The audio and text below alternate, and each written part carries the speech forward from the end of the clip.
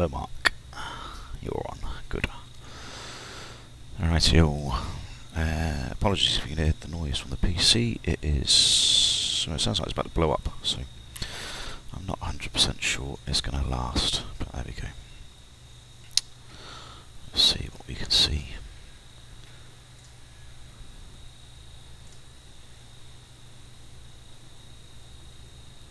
No, I don't want to do that. Ah, bugger.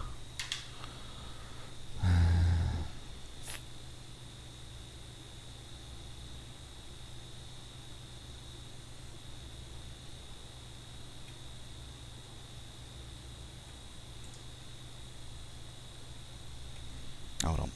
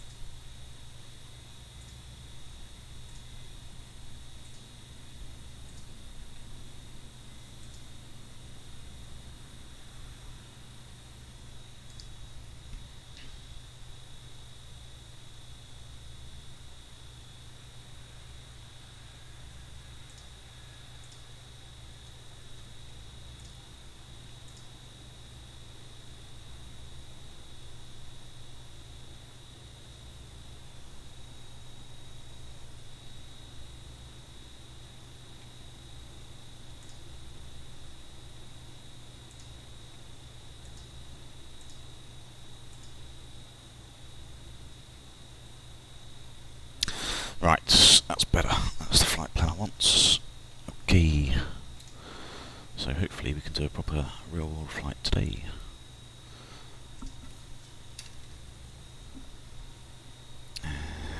First things first. So it is a cold aircraft. The doors are open. So just run through a few housekeeping things first. Just to make sure the aircraft's all safe. So just make sure the weather radar is off. Engine mode selector, that is normal. Engine masters are off. And the gear lever is down. And the wipers are off as well. And once we can do that, we can get the electrics on. That's good. That's good. Some power. And just wait for the flight warning computers to do their things.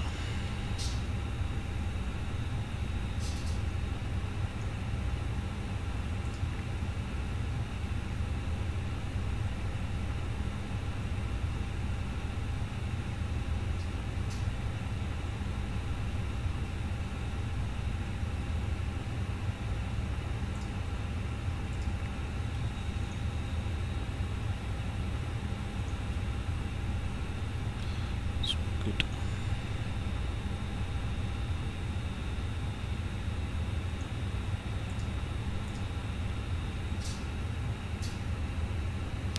And morning Jayhawk. Bear with me, I'm just making sure everything's set up. No, I don't have that. That's noise detection. Oh, we should save these things. There we go. Save.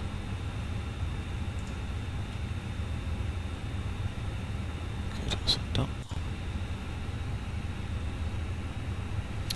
So in terms of what time we're due to get out, I should be getting out about on the hour, so 10 o'clock local. At least that's the plan. Yeah, Southampton, Palma, good.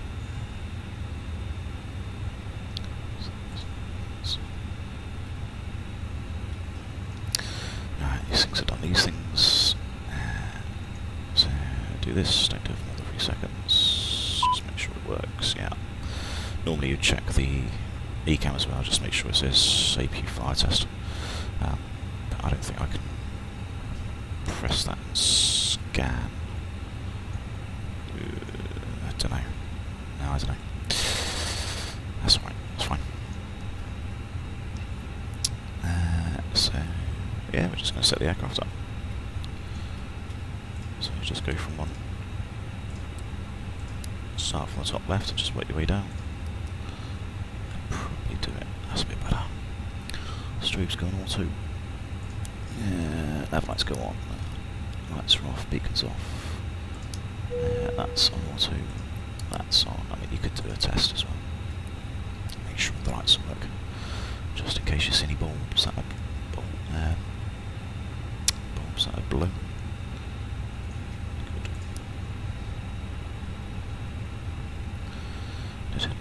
Blacks can go off. Leave the fuel pumps for a minute. Do the fire tests. Again, you should be seeing the fire light down here and the ECAM, but I can't do that. Let's go zoom out. Might be able to zoom out. No, not quite.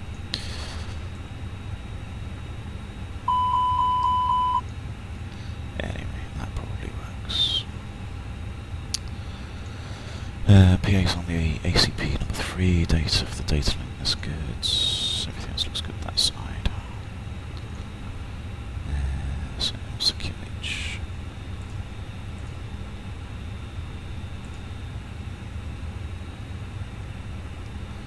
017.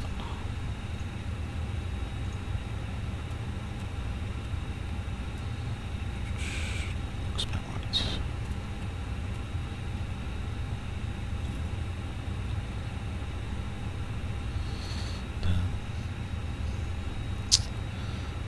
Everything else looks good.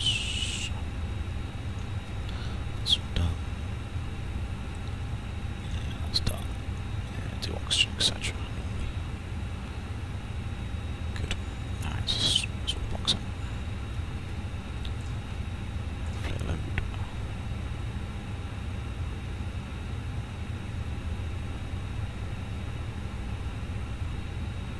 That's good. Sounds good. Gonna go easy jets. 41 Golf Delta.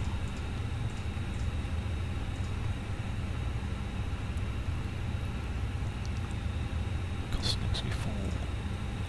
I'll leave the temperature from this and the cruise. Temperature's 20, I'm gonna put that in. Drop a pause. It's quite high.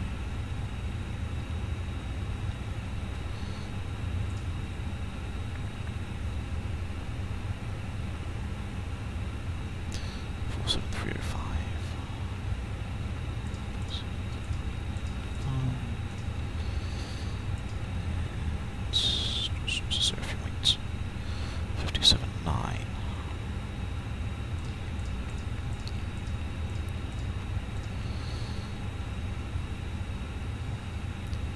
Instance is 1.3.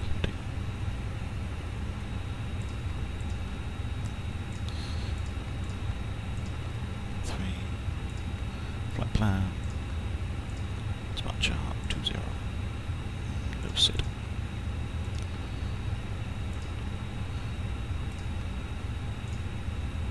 And arrival. We are doing the ILS. Probably the Zulu.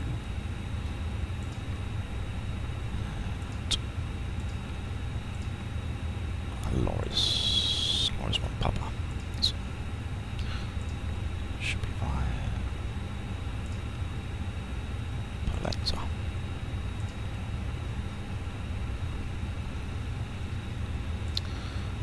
Right now, don't need it for the time being. Don't have anything in there to come back to fuel. Come back to as well.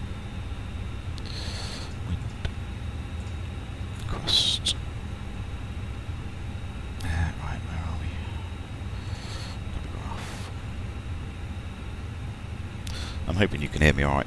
I'm just sort of waffling on and talking to myself, but I'm assuming you can hear.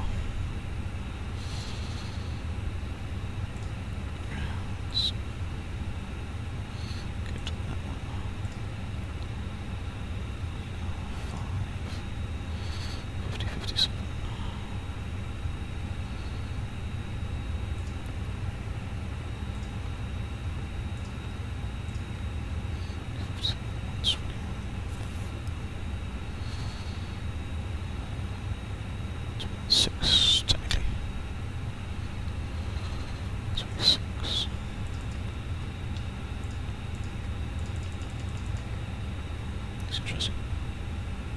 The up arrow should go up, not down. Done. Yeah, fine, good. Good mark. Right, that's done. Winds are done. 37,000, I think, was the cruise. Back and forth, 3752. That's 52.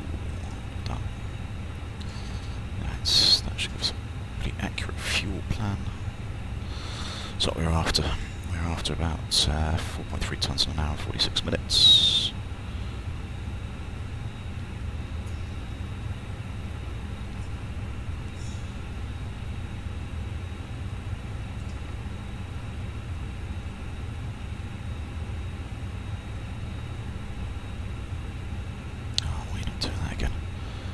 Because of that, possibly.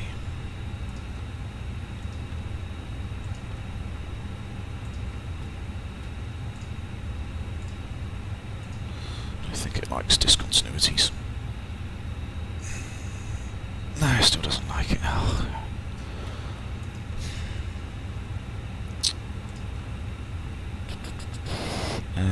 That's in, that's in. That's there. It's done. It's nothing to do with it.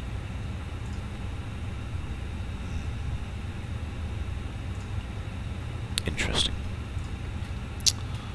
Okay, well that should work out. Block fuel. It's not. So I don't know why. Maybe it's a bug.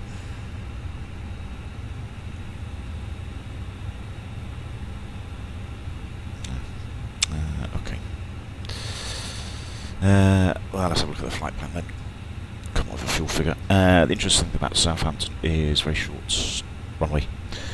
So your maximum takeoff weight is 73.5 tonnes. That's the maximum structural takeoff weight. It's not always necessarily the maximum takeoff weight you can actually do, and to demonstrate this, what we shall do is, let's assume, yeah, about 65 tonnes. So if we do a quick performance calculation, Southampton 20, it's dry, cloudy but dry. Let's just go optimum for the time being. Packs are off 65 tonnes, 30 there, thereabouts. That's the weather. And if we go full length, that's the only one. We can see. So there we go, we've got a maximum takeoff weight. That's a regulated takeoff weight, effectively, of 72, just under 73 tonnes. So our actual maximum takeoff weight can only be 73 tons.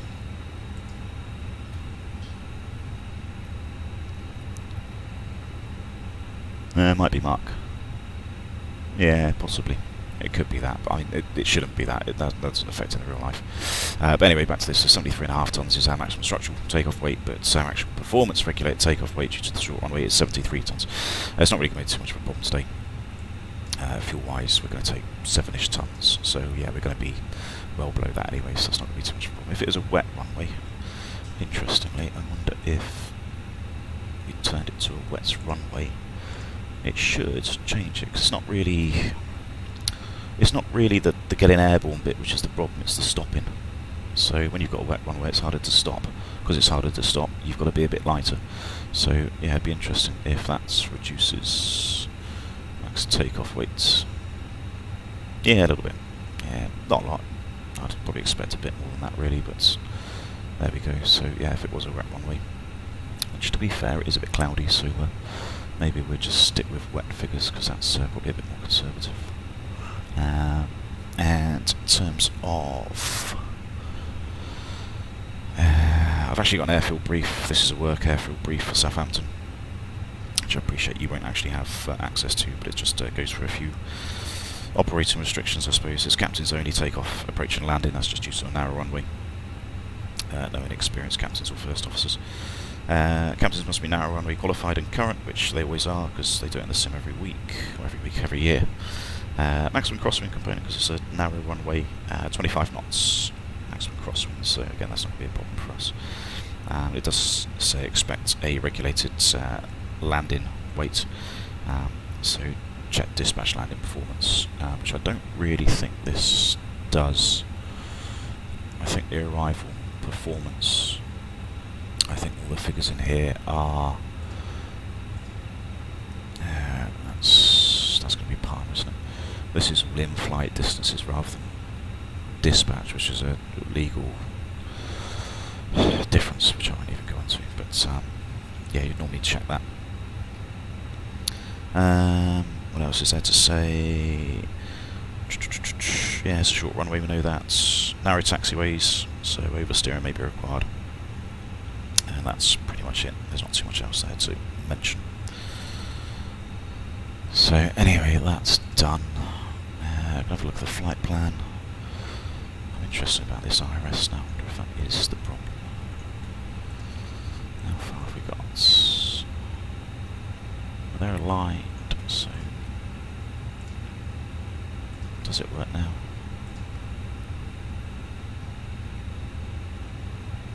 Yeah, it does. So maybe it is. Maybe it is an IRS problem. Yeah. Okay.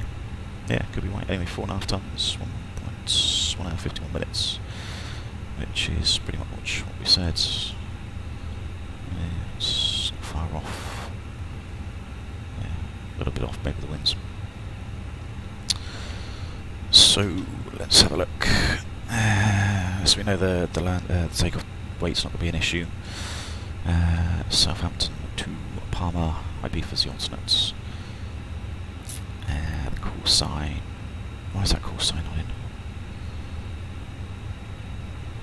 Yeah, there should be a call sign there. Hang on 1 second. So I'm going to redo this again.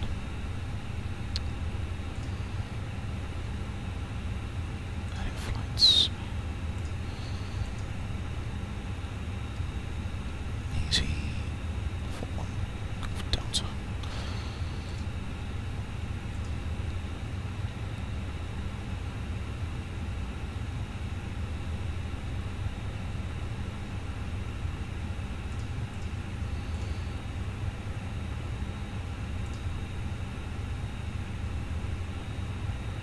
That's better. Alright, there's a call sign. 37,000 feet, that should be fine. There's the routes. Departing runway 202 for left, that's good. What's the shear rates? Not too bad, should be pretty smooth.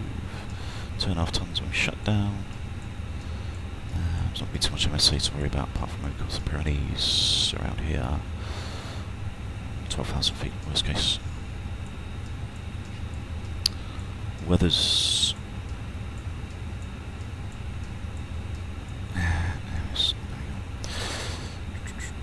so Palma 220, 1 knot, Cavite 32 degrees, and maybe 35.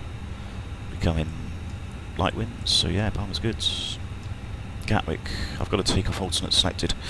That's just because of the short runway in Southampton, so we're supposed to select a takeoff alternate just in case anything goes wrong and we can't get back into Southampton. We'd go somewhere else, so Gatwick would be pretty good, and the weather's fine for that as well. A bit of low cloud, but apart from that it's looking good. IB for the alternate, yep, Cavite. 30 degrees, good fizz, nothing really screaming out there of any problems. And then Barcelona, Barcelona's probably a commercial alternate really more than anything. But that looks good as well. Alicante's good, so yeah, pretty much everywhere. Balearic, south of Spain looks nice. Nothing on the Signet chart. Nice high pressure. Yeah, that looks good. No TAMs. Crane around Southampton. Tell me about the operation hours for the control zone. That's not going to affect us. Palma. False indications. Again, not going to worry too much about those. Taxiway North is closed. That's at the night time though, so that won't affect us. And nothing really there. Drones. RC, remote control aircraft, something like that. Runway's closed again, that's at night. This one, I saw this earlier, ILS 24 left, ILS glide path US. this sim brief's not really giving enough information here, because there should be a time and a date allocated to this. When I read it yesterday and saw it on basically a weather service app which gives no times, it said I think it was for the 11th of August at some random time, which isn't today. So even though that's there, I'm fairly sure that wouldn't apply till today. Anyway, so I think we can basically ignore that. So there's no real no times to affect us, not to worry about Gatwick. Ibiza, aircraft stand 27 closed, fair enough. But again, nothing really there that's going to affect us. Now we turn 25, let's start getting the passengers on. In a minute, let's get this going.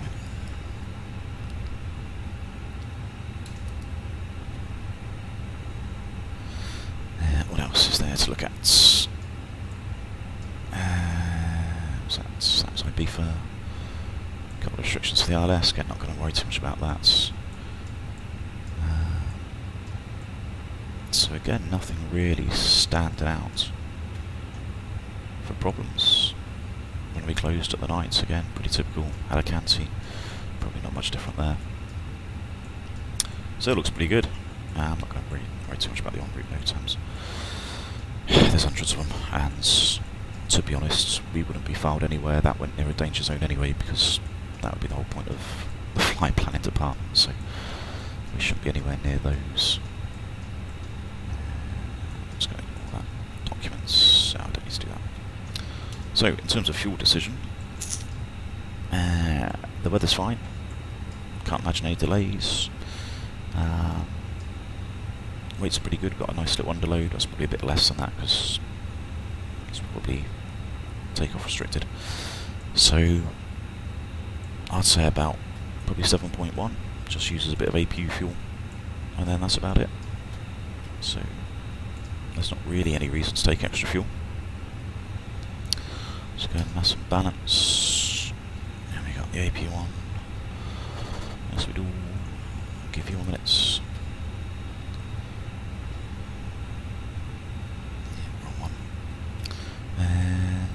There we go, 149 passengers expected. What did I say, 7.1? 2 tons of cargo, it looks pretty good. So, yeah, let's get it going.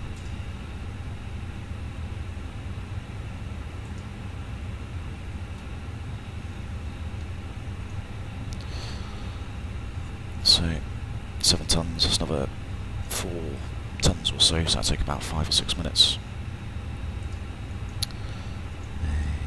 What we've got to do. So fuel decision's done. This is pretty much done. 7 tons, yeah, I said 7.1.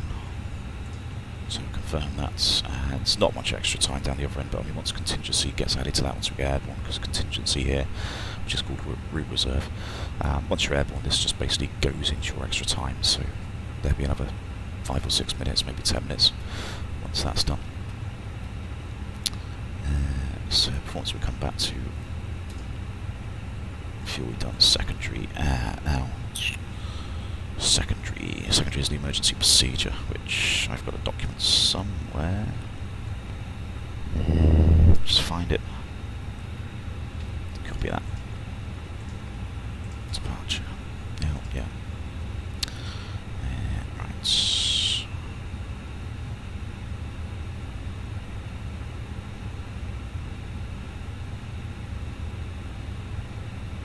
Pilot's briefing room. So I can't even remember what my own document is now. That one, thrust acceleration attitudes.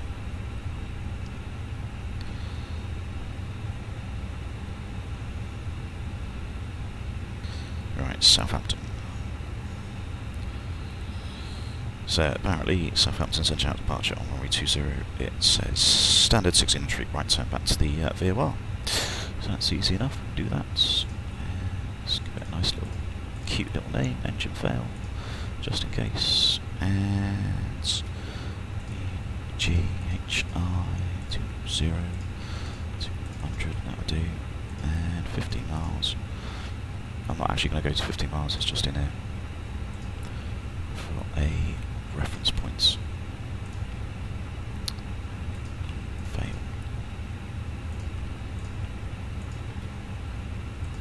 New waypoints. It's a bit difficult because I'm putting Southampton back in, but in reality, I mean, it depends what's gone wrong. I can come back to this in the brief, but if we had a fire, which we can't extinguish, the chances are we'd be coming back into Southampton pretty bloody quickly. But if it was just a minor failure, something that's you're not going to continue with, or if you'd lost a hydraulic or something, which is a bit more serious, but not immediately life-threatening, you'd probably just consider going to like Bournemouth or maybe Gatwick. But I'll just sort of put worst case ready, just in case something happens. Southampton, yeah, that one. And then hold here, and it says inbound 020 right turns. So put that in, yeah, done.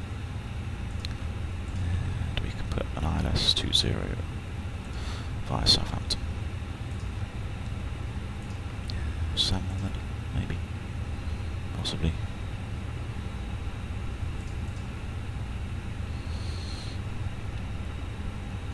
Yeah, cheers Gav, that's exactly what I've got.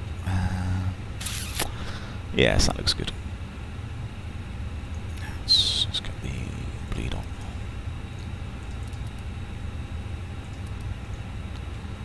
How are we doing on the loading? Slowly coming on. I mean, the good thing about this is I know the APM bleed should be on, but the doors are open. So, in respect to COVID and the rest of it, because we've got the doors open at the front of the back, we've still got pretty good ventilation. So, there's no real urgency about having the AP on just yet. Right, so that's done. Let's have a look at the performance. Hopefully, we'll have a load sheets to do some preliminary figures by. Let's see what they want me to do. Config. That one. That one. That one. Done. Right, so failures are on if we need to do them. That's. How long we got? 30 minutes loads of time. There you see. Receive messages. Load sheets. Good. Right, let's write this down just so I don't cock it up. Airfield Weights is, what's that, 58 tons, rounded up. 57.9, 57.9 is it? And of course takeoff fuel is going to be a bit more than that because we added a tiny little bit more. There you go, that way, there we go. That's Airfield Weight 30.5. Takeoff's going to be 28.7. Good. That's that done. Not too worried about the rest of that. Yeah, lovely. Fine, thank you. Yeah, good. So it's back to the init page now. We've actually got the load sheet. We can put some proper figures in. So 57.9, which is exactly what we expected. And 30.5. Now, a lot of times when we get the real load sheets in real life, this is the zero fuel weight off the OFP, but you might have 3 or 4 passengers that haven't turned up, so more often than not the actual zero fuel weight on the load sheet is usually a little bit less. I mean, sometimes it's the same. Very, very rarely is it ever more. But yeah, I mean, that's actually spot on. So obviously everybody wants to go to Palma. So 7.1 tonnes, 64.8. Extra fuel, I'm not going to worry too much about that. So 64.8 is our takeoff weights. And now we can look at doing the performance.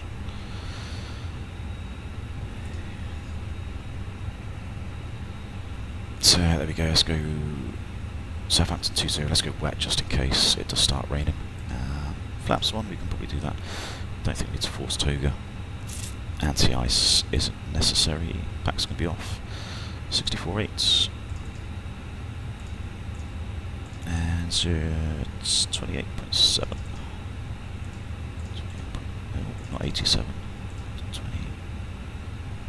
28.7. There we go. Done. That's the latest winds, goods, and we are going to go full length. That's what it says. So, nice low V1.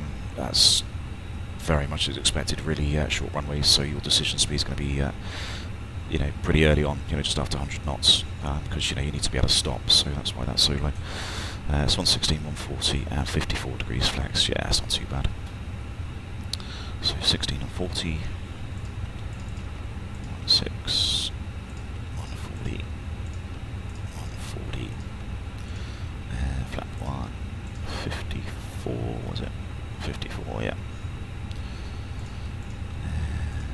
I don't believe this is noise abatement here.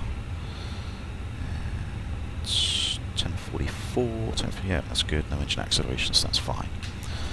So that's pretty much it. I think we're set up. C8 page is all done. Got the cruise 37,000 feet. Yeah, maybe 35 initially. Probably a bit heavy for 37. So let's go 35 to start with. These are the weights. Yeah, not much extra fuel, so that's going to be fine. 64.8, so we are ever so slightly above max landing weights. Are we 64.3, I think? 64.5. Okay. So, I mean, by the time we got back anywhere, we'd be below max landing weights, so that's not going to be too much of a problem. So that's done, flight plans in. That's checked, 739 miles. Stop the packs on right, there you go, they can come on. Now we're doing it for the fueling. Fueling's done as well. You can come on. Get rid of you. That's done. Good. I think the overhead's done.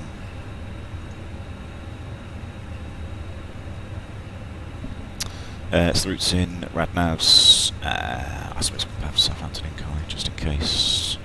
It was a right turn, wasn't it? Turn right, yeah, so it's going to be on the right side. Progress, just in case we need to come back. 2-0. Perf we've done. Fuel we've done. Secondary is done. I haven't got the perf in. Can I put that in? Yes, I can. Good. 1017. 20 degrees. And 200s.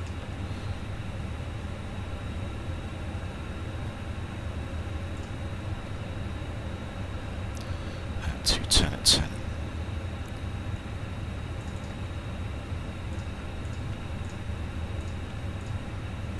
And what's the Barrow?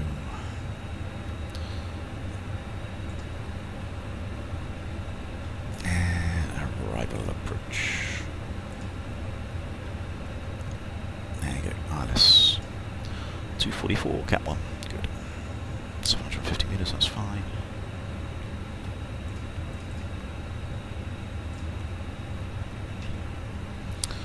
Right, so that's all done.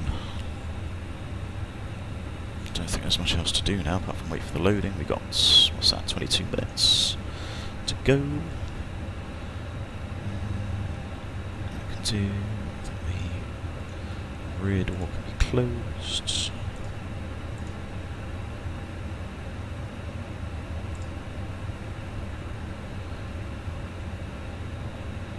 That one. They're all done. They can go. Good.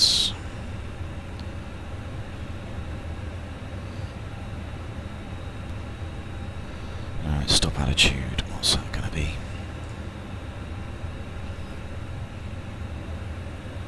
I mean, there isn't really a departure on this. Ground shots. Departure.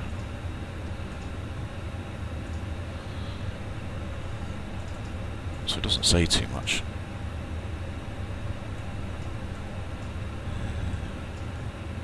We're sort of going off to the sort of east and south, so yeah, good VOR. Runway 20, turn right. Right turn from end of noise abatement procedure. I mean, there is a bit of a hill just to the south, so just don't go near that. But there's not really any initial stop altitude, so I'm just going to go say 6,000 is nice to start with. There we go.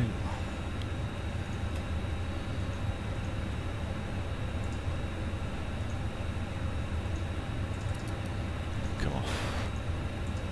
Not that way, that way.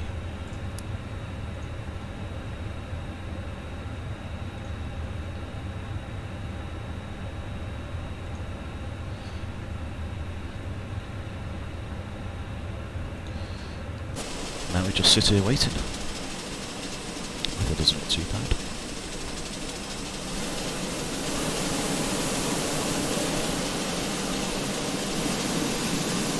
These rear steps can go as well, can't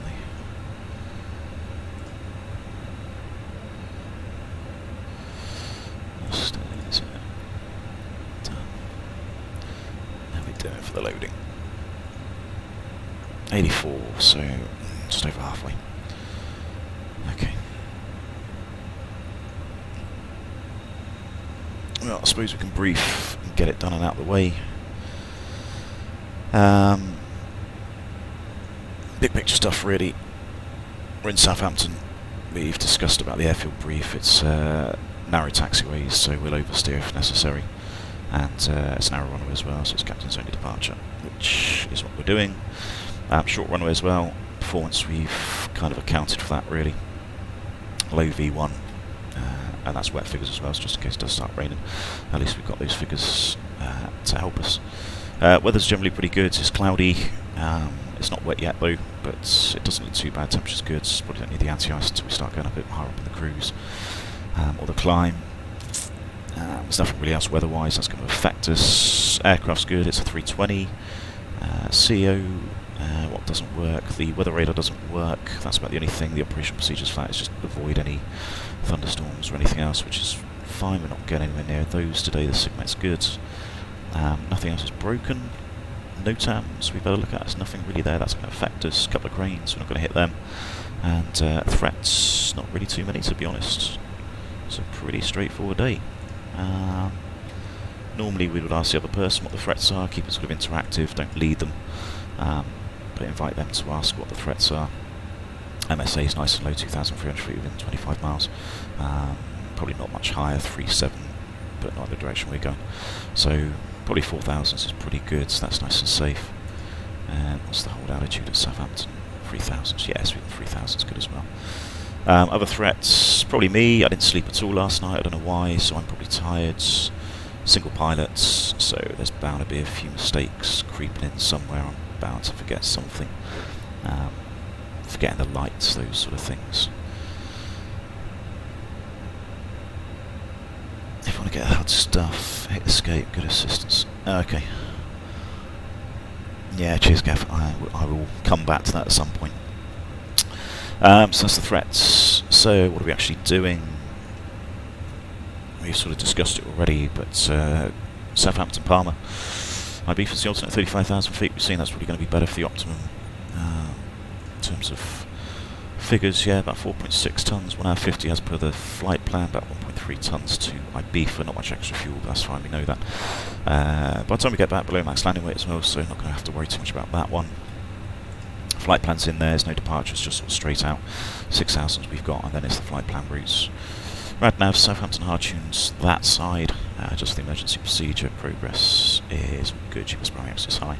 Perf we've done, wet figures runway 20, we've talked about the nice split between V1. Flaps 1, 54 degrees is fine, green dots 215, there's no speeds to worry about in the climb.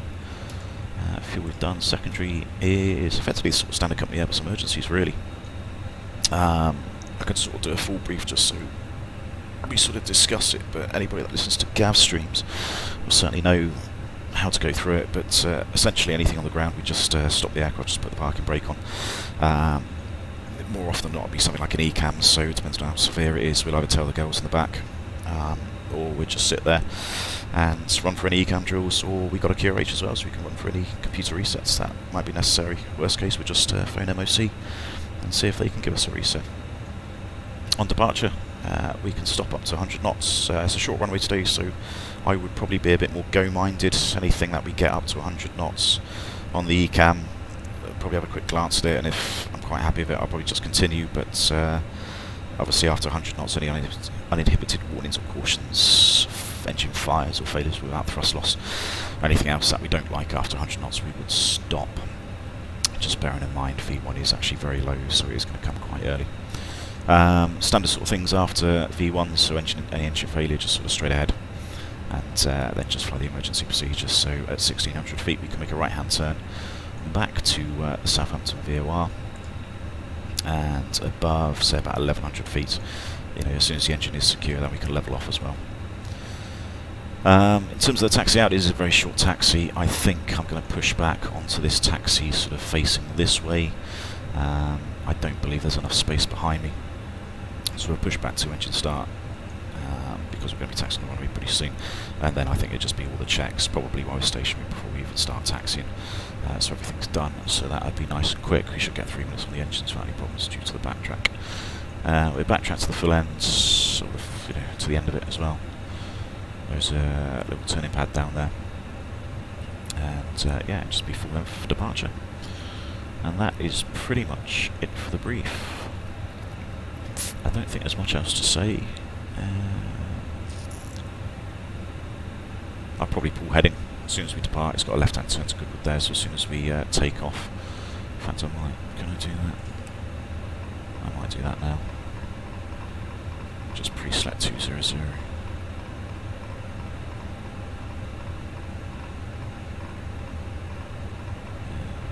What is the runway track? 199. Okay, that'll do.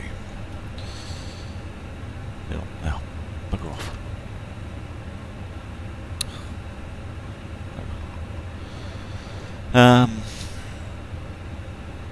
So 199 selected,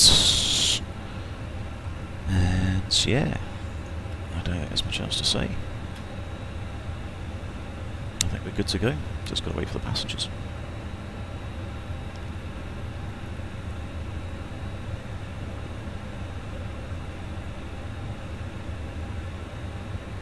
Last minute paranoia. That should technically be open. So the dispatcher can come in.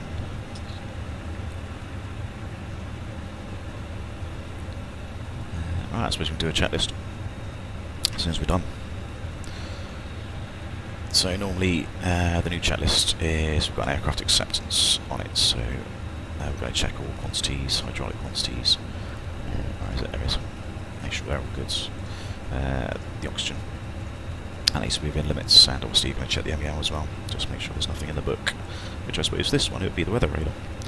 But in terms of the cockpit preparation checklist, the aircraft acceptance has been completed. Fuel quantity is just over 7 tonnes, and it is balanced. Seatbelts are on. Again, I think I said this in the last stream, don't look up here for switches, they're just switches generally. They can be on anything, but they don't always necessarily mean they're working. Although saying that, you do look up here when you select packs and stuff, you don't always look down here, so it's kind of a rule for one thing and not a rule for another thing. But anyway, the seatbelts are on, indicating on the ECAM. ADRSs, they have been aligned, got 3 in nav, and the bar F is QNH of 1017. And that looks good. Let's turn these off. That looks better. That looks better. Climb that blue. Oh, it's already. Yeah. Yeah. Okay. I know why. 199. Fine. Heading. That's good. So that's done. I do have Orbex Southampton. Danny, yeah, I bought this last night. It looks very, very nice. Considering it was an interesting little place to go to, because it's a shorter runway, so just a couple of things extra to think about. I thought it'd be good to have it. You can kind of see the hill here. This is there's not an ILS onto runway 02 because there's this hill here which I think just impedes the descent path. It gets in the way effectively, so there's a VOR that's ever so slightly offset, so you can't really have a precision approach onto runway 20 because of this hill. But yeah, that's there, but we'll be well clear of that departure. I'm going to take off very well. So how are we doing? That's done. Actually, a few more people to go. We've got 10 minutes to go as well until we push, that's fine. See, now I'd probably be sitting here and I'd probably be chewing on a custard tart and drinking a coffee, chatting to the guy or girl next to me, talking about leave, pay deal, how much our rosters are being decimated, usual sort of things, I suppose. All good fun. I forgot to say, we usually do when we walk onto the flight deck as well, there'd be a lot of sort of checks, just checking emergency equipment, all the circuit breakers. We've got a little, I can't Can't see it. I don't know how to move my head. How do I move my head? No. There's a little aircraft library thing in here which has got a few certificates in. Hello, Barry. So all that would have been done. We would have done that on the flight deck when we got on there and checked the tech log. But we can assume that's done. I don't know where the lights are on. I swear, Gav just leaves this aircraft like this every time. Don't need those. It's daytime. You don't need the lights on. At least not that bright.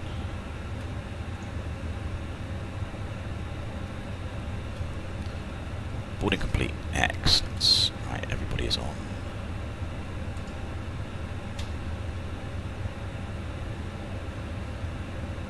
I don't know, I'm looking at the page, not on that page.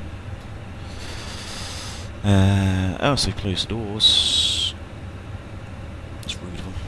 Closed, didn't even say bye. GPU, don't need that anymore because we've disconnected it. Yeah. You can go.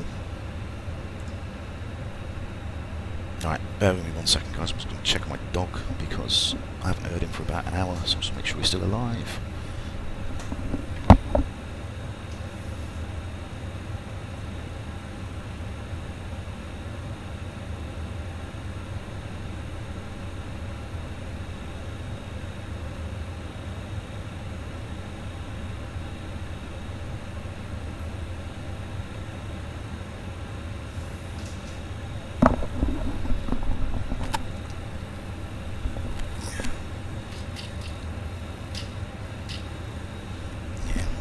PC's still making a funny noise, but it seems to be working still, so I'm not going to argue.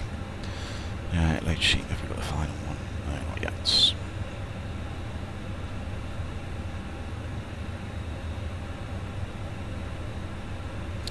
Anybody on that sim? That's what I haven't checked. Birmingham approach. Somewhere else? No. So it needs to be on Unicom, don't I, technically?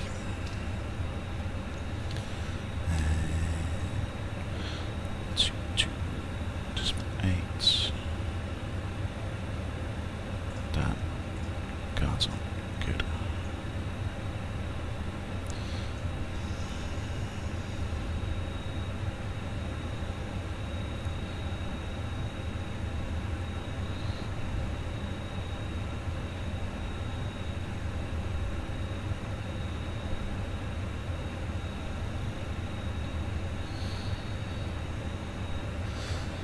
Definitely inbound traffic.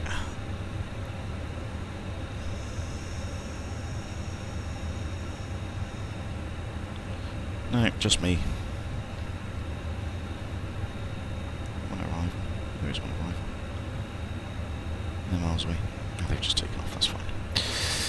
Good. Alright, load sheet, come on.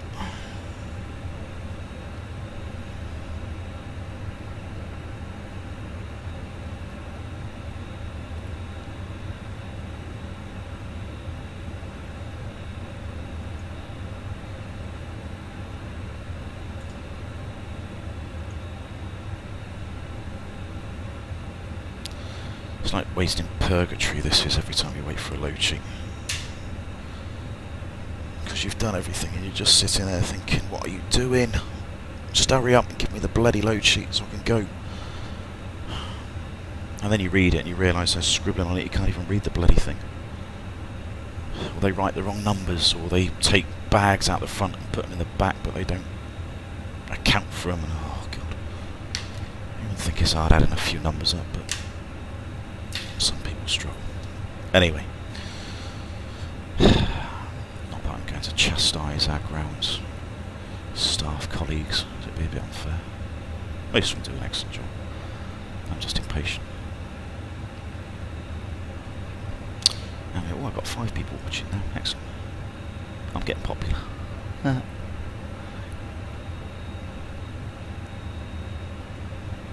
Now tell me if the little frame rate thing is annoying in the bottom right hand corner as well. I don't know how to turn it off. I guess it's a FS Stream Labs thingy majig thing, where the banner, whatever company that does that. I think they've got it. I'm not too sure if I can turn it off. I wonder if I can turn it off.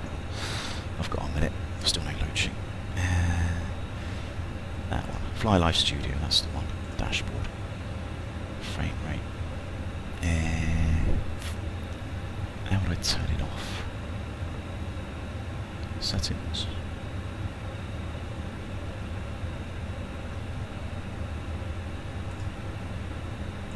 Advanced. About. Hides. FS. Maybe.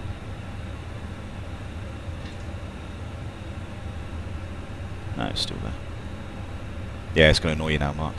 You're just going to see it's just going to be flicking between 29 and 30 for the next 2 hours. I'm sure there is a way to turn it off, I just don't actually know how to do that. Not quite got that far. Go on, load sheet.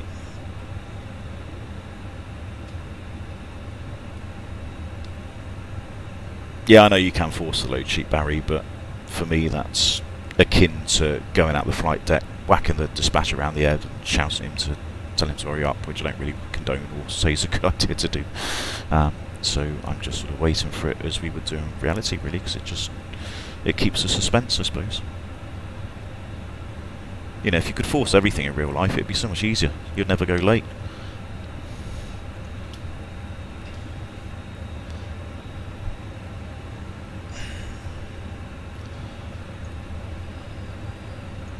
Constraints, it could be a good idea. Done. Right, what haven't I done? Not much.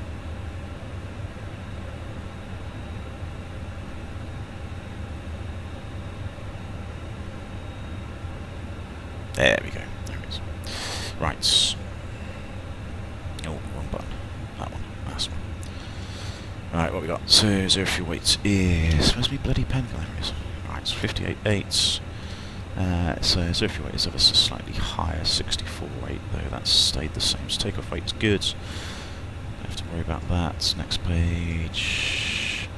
32.1. So that's win 2, that's fine. And 30.2 is now trim. Some tons, yeah, good. Good. Done. Right.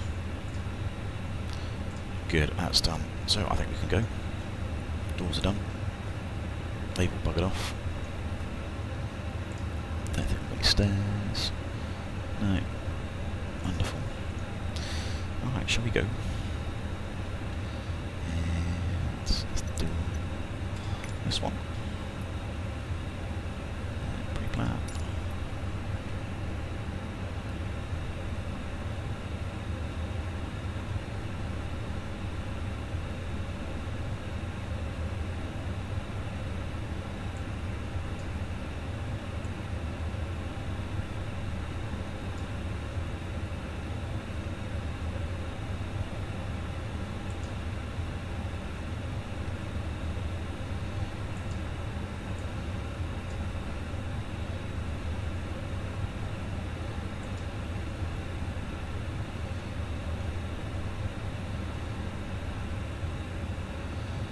Perfect. That will do. How do I request pushback? Excellent. Right. So let's do the before start checklists. Parking brake is on. Takeoff data is confirmed. That needs to be on the perf page. Windows are closed. PEDs, flight modes, doors are closed and armed. And the beacon is on. That's before start checks completes. I've got no sound for this pushback, but I'm guessing he's ready, so parking brakes released. That can go. That's all.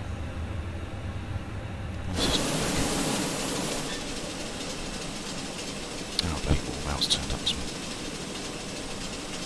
How are you going to ring the door? Using the post sign. It's a post, good. Right, why is the pushback not working? Let's push back. Oh, let's put the parking brake back on again. Why did that work?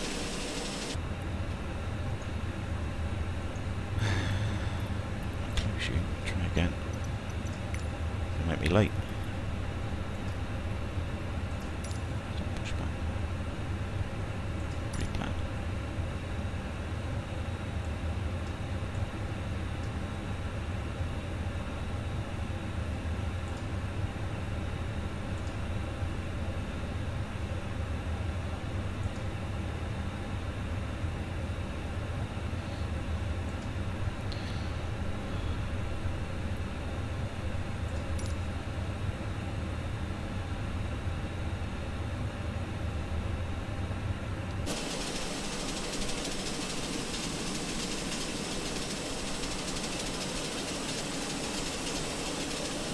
No, I don't think that's working. Right, sod off then. Do it the old-fashioned way. Parking brake's gone.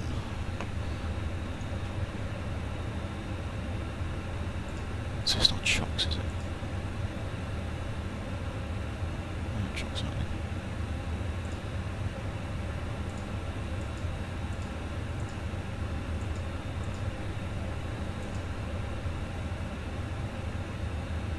See, why aren't you moving?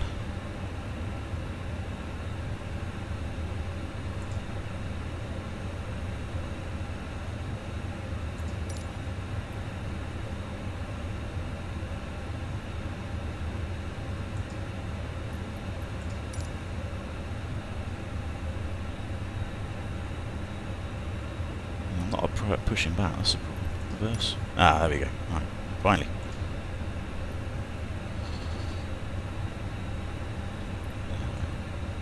Yeah, there we go. Right.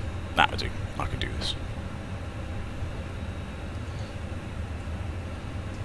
Honestly. Right, let's start engines. Engine mode selector is starts. Yeah, starting one.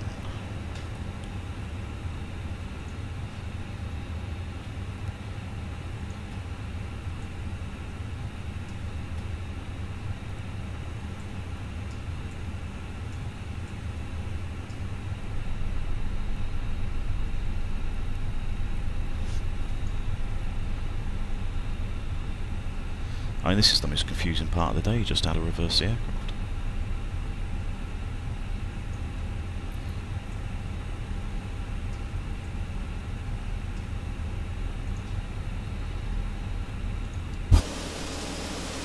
That's a bit easier. See what I'm doing there.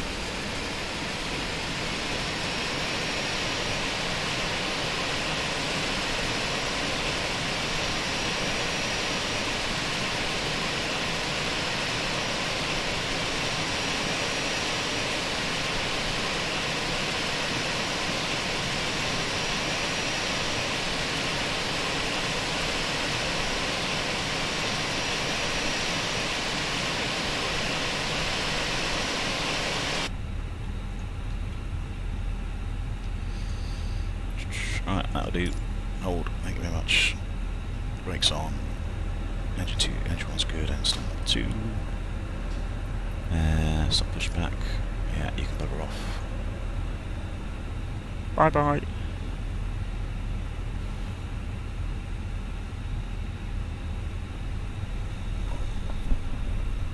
Yeah, PC's still not sounding good.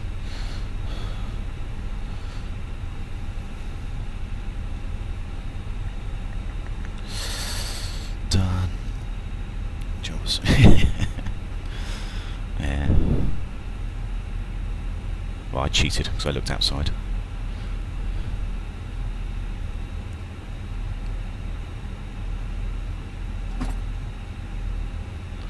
Satisfying clunk. Start you. 2, 5, 6 more or less there. Engines look good. Engine mode selector is normal. Bleed is off. Don't need the anti-ice. APU's coming off. Spoilers. Motor trim is neutral. Flaps 1. good. So I did the unicorn. Oops. It's not on here. It's fine. Yeah, it must be thingy-majiggy. There it is. What did I say? 30.2. About there. And that's looking good. Did your other half make you move it to the kitchen? No, not yet, Gav. I mean, I've still got to get a desk, so I've got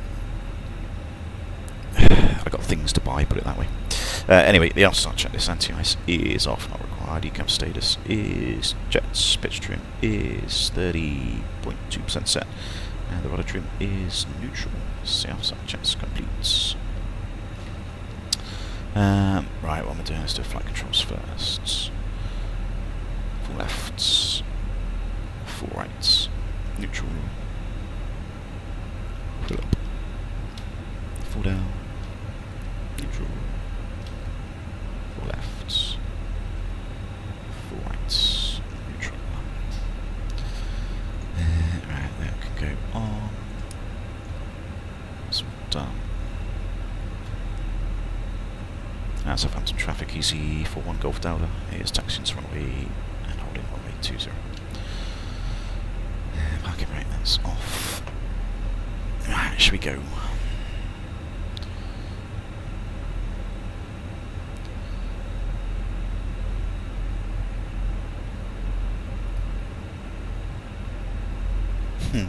Hello mate, you're right. Doggy sailor. Brakes are checked.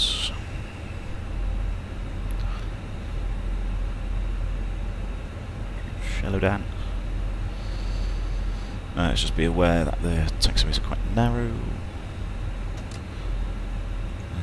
Let's do it's done that. Don't need a squawk. That's good, that's good. That's on. That's done.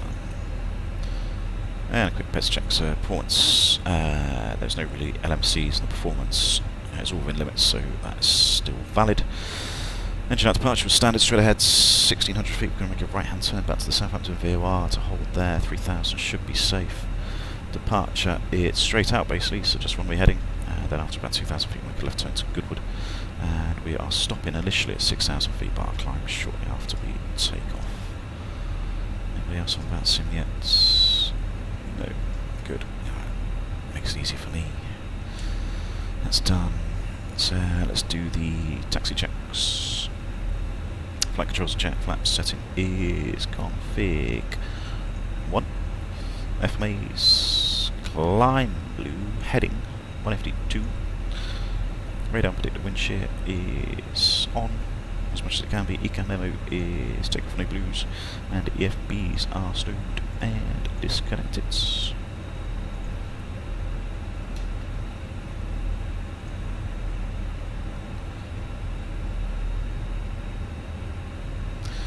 Alright, last minute check, see if anybody's on approach.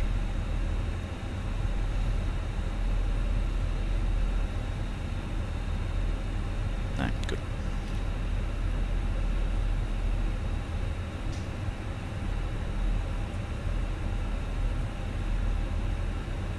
Southampton traffic, easy 41 Golf Delta is entering backtracking runway 20.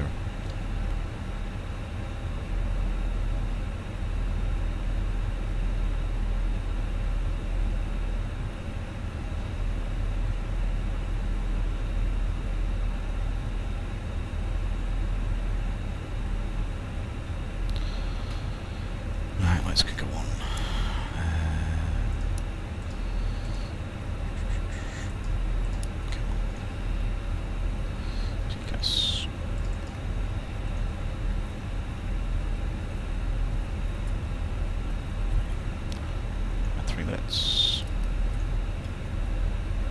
Bridge is clear.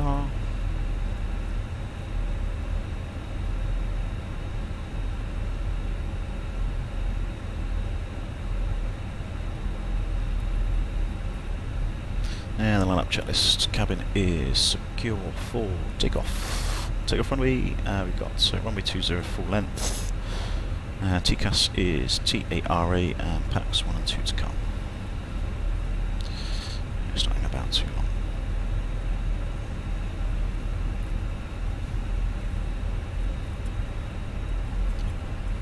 Why disconnect the charger, criminal?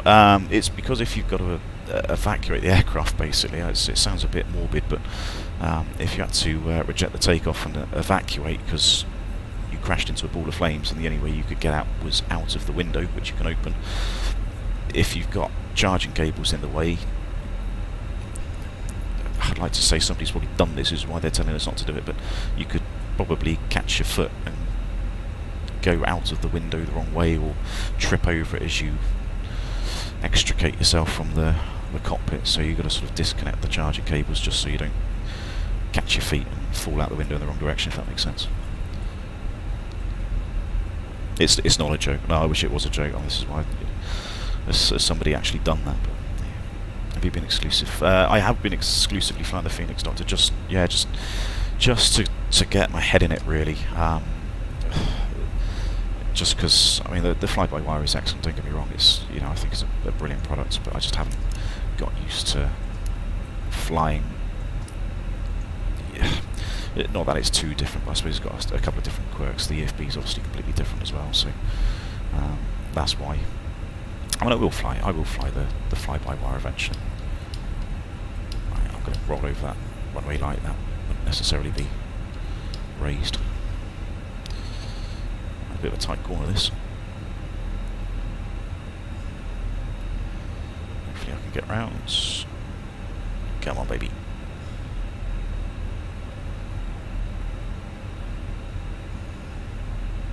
It's very differential braking. Almost. Just about.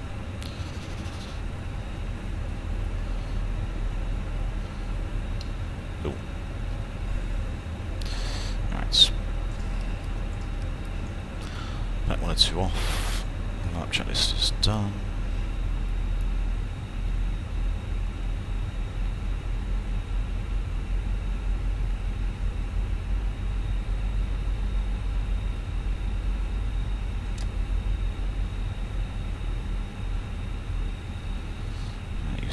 As we can.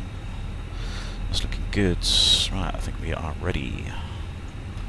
So that's done, that's all on, that's good. They're all on, that's done. Right, let's go. You, and you, and you. Okay, take off.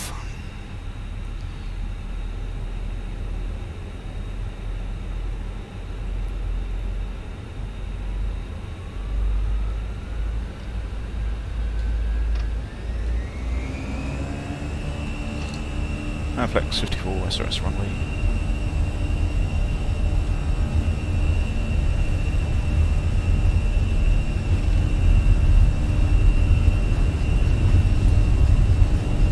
Let's just check. There's V1. Yeah, rotates.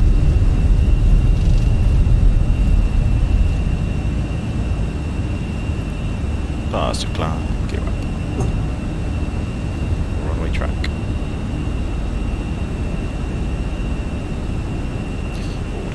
AP1.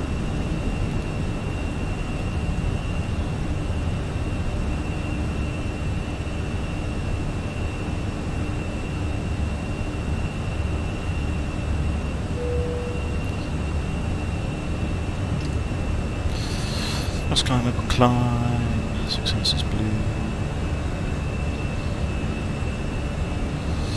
Temperature's good. That one is on. Flap 0. Speed jumps. Flap 0.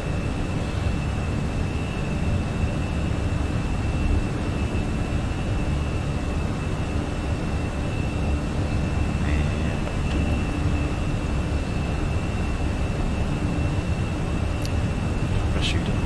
Wait.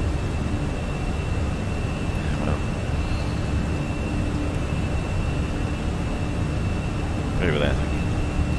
Right, I can't get in. I asked to go to Goodwood, so I'm going to go to Sit instead. Have Sit-ets.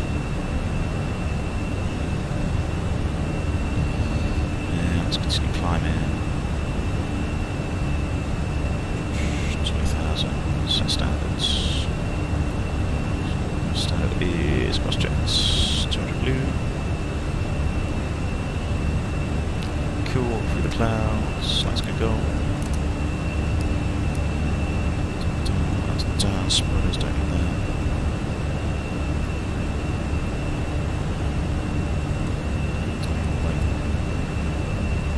Well, come on, bad. Alright, smooth enough. Crew can do their thing.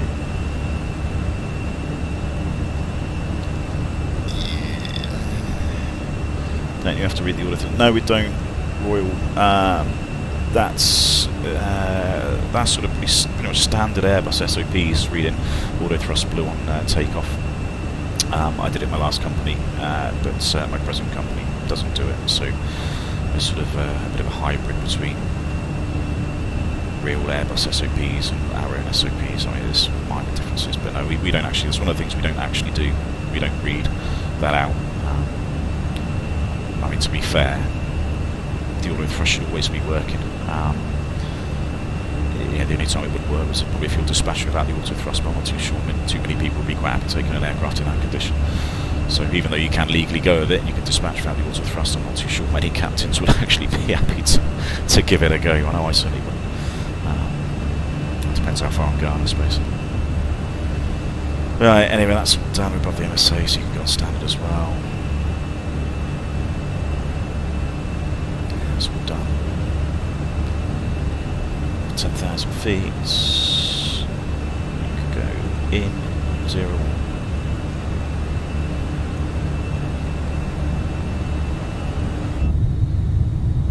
Lovely view of Portsmouth. Somewhere down there.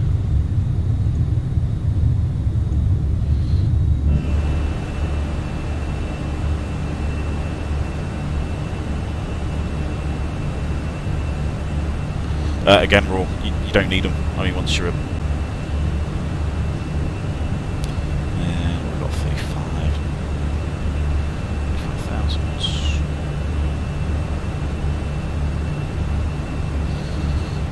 350 blue.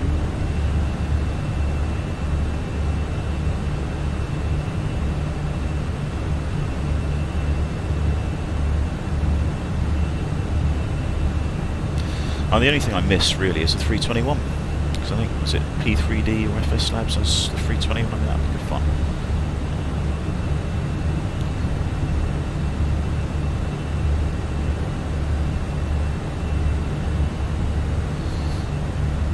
Let me sort that now. Apparently I haven't got a flight plan filed. I should have done it, did it last night. Yeah, wait a minute, I can do that here, can't I? I'm sure I can do it on my phone.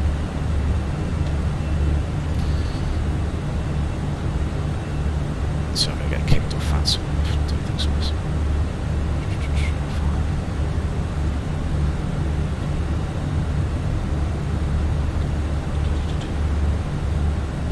I think this is the problem when you do two flight plans at the same time, you just end up getting lost in too many flight plans. Right, that's done, so far flight plan is in.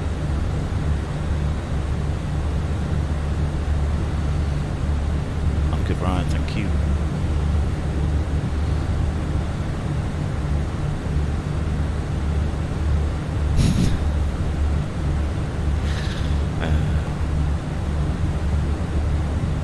Just seen that photo, Barry. I wish I was that smooth.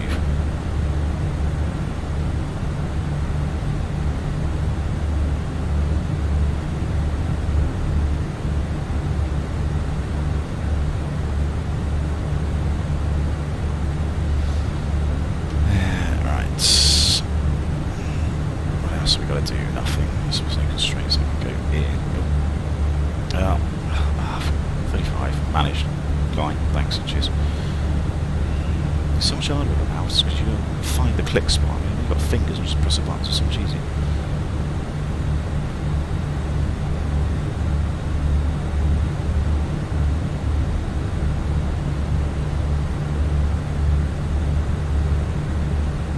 I sound smooth. Yeah. It's because I had no asleep, that's probably why.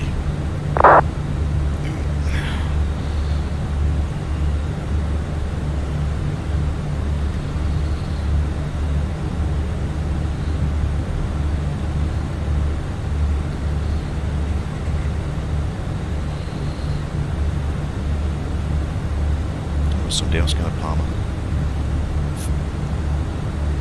And Lufthansa, HA. And not actually that far away from me.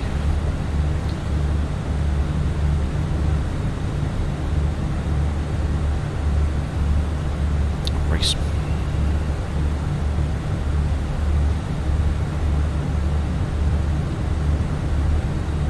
Have you experienced any failures in real life? Like, yes, I have. I've experienced not many. It's probably a bit of an exaggeration. It's not like failures happen every day, but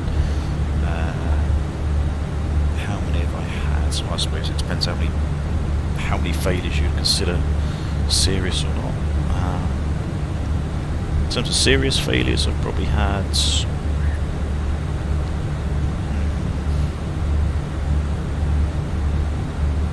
at least one I can think of, maybe 2 or 3, but I mean, to be honest, I can't quite remember. Minor failures, I mean, I've had loads of minor failures, to be honest. Failures sort of happen quite regularly. Not so much in flight, I suppose, but every time we get on the aircraft, there's usually an MEL item. More often than not, is something in the cabin. But something up front, a screen might not work, or a switch or display, or there'd be a light, something would be an op. There might be an operational procedure for an op, but I mean, it's not regular, I suppose. That's sort of the wrong word, but it does happen fairly often. But I mean, minor failures are exactly that. They're just minor. They're not even really worth bothering about because somebody else has backed them up, or as a procedure, which just means that you don't even need it anyway. So the minor failures aren't. You don't really lose sleep over. Major failures, yes, I've had 1 or 2, but again, nothing too bad. Right, here's this guy that's probably going to go to Palma above me. Can I see him? Right, how do I message someone? Can I do it in the MacDo?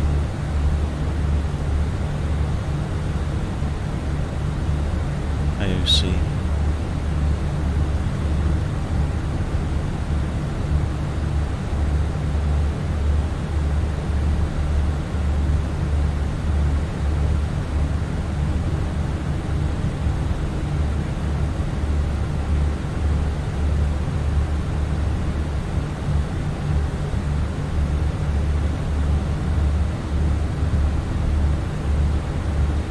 Got the stream on next to me, Barry. Mine seems pretty smooth, so I don't think it's my end.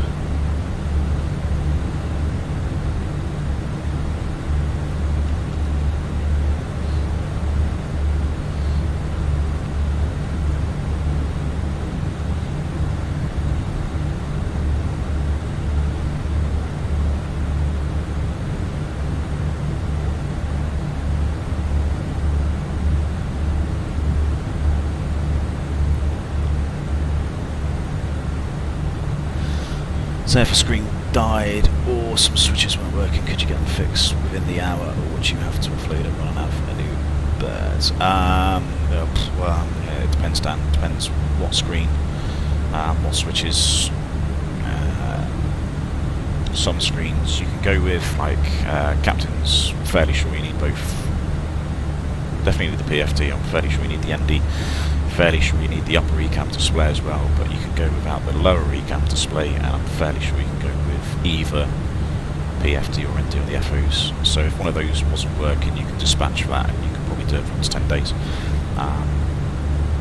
So there's not really much of an issue. The main problem is then if something else fails. So if first officer's ND failed and then his BFD failed, then that would probably ground the jet once it's landed. And you'd have to get it fixed. So, where is this happening? I suppose, if you're going to somewhere where there's no engineers, you may not want to carry on and go to that place because there's no engineers to fix it. So, in this example, we're going to Palma, and if we had a failure which effectively grounded the jet, you'd speak to MOC, you know, your ground controls, maintenance, and then you would say, look, this has died, or there's a combination of failures now, it's probably going to go around the jet, you know, where do you want us to go? Do you want us to go back somewhere? And they might just say, well, turn around, go back to, you know, Gatwick or Paris, or, you know, somewhere where they've got engineers to fix the aircraft. Right, what's this guy? He's 33,000 feet. Right, he's level at 33, so I can go above him. But how close is he? Shows up 10 miles, so I'm going to go... Let's go left 25 degrees. Give a bit of space.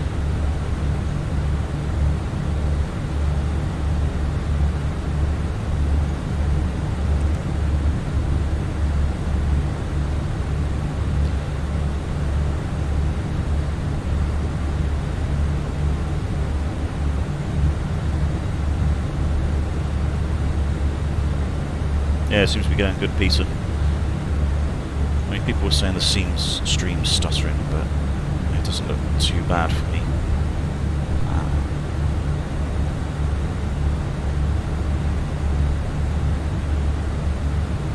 I don't know, I'm not too, to be honest, I'm not too sure I can fix that. So, I mean, if it's just that annoying and it's unwatchable, then you just have to tell me. But, yeah, I don't really know what I can do. I mean, my technical knowledge on PCs is minimal at best. So I'm just trying my best at the minute.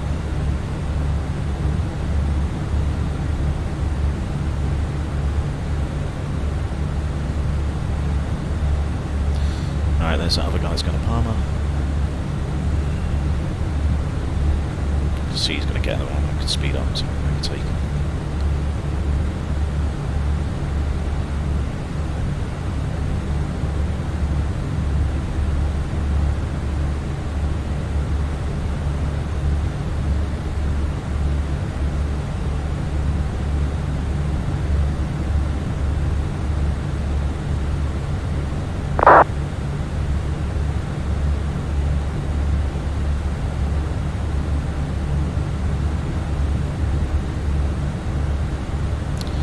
Let's go Amboise, I think. Yeah, sorry. It's Amboise. That's what we usually get. Something beams in. It's no Amboise.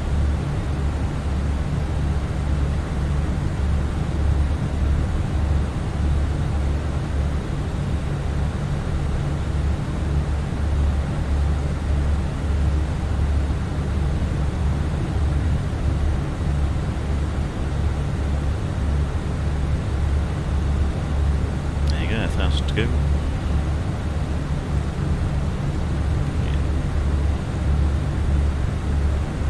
It is on Vatsum, Doctor. Yeah, I've logged on. I mean, I've been a bit bad, really. I've not really done many Unicom calls. Apparently my flight plan hadn't even been filed. I mean, I did file it earlier, but it's obviously dropped off the system. So I've been a bit crap in that respect. I'm not used to not having ATC, that's the problem.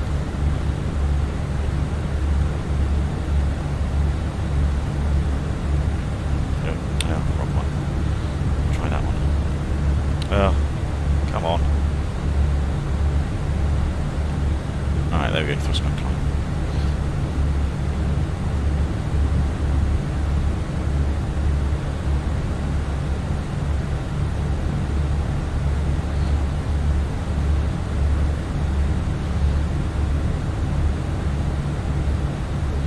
Okay, I'll start. Just index back in. I really don't want to be behind this guy, so I'm just going to speed up. Smooth 79, there we go.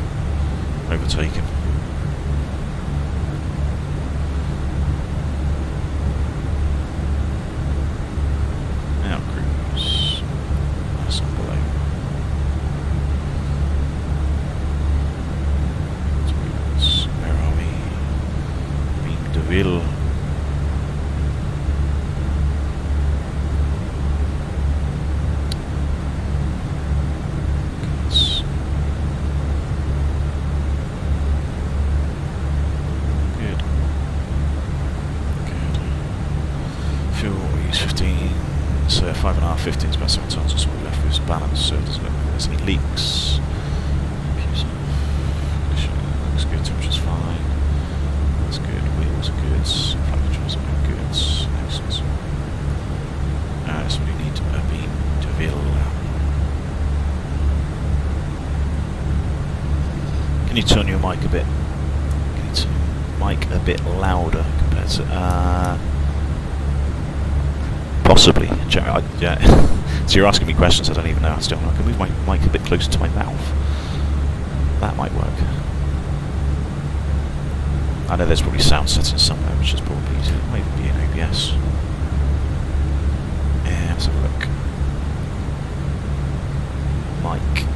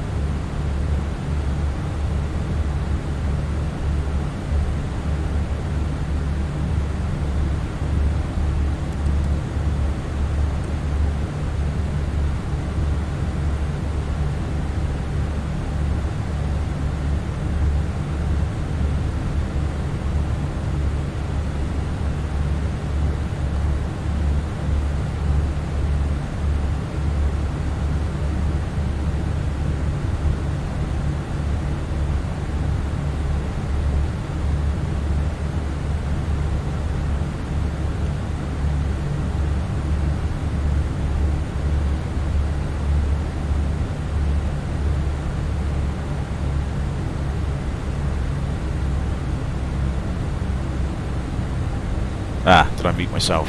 Is that better? Yeah, I did. See, I haven't got a clue what I'm doing. I'm just pressing buttons aimlessly.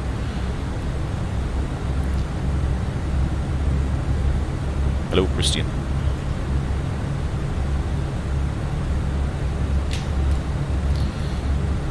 Right, what did the missus want?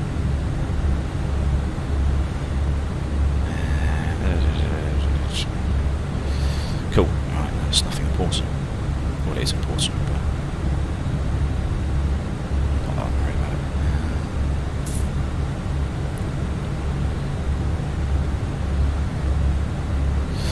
Could do some weather sky, really. Airports, where are we? Paris. Quite close.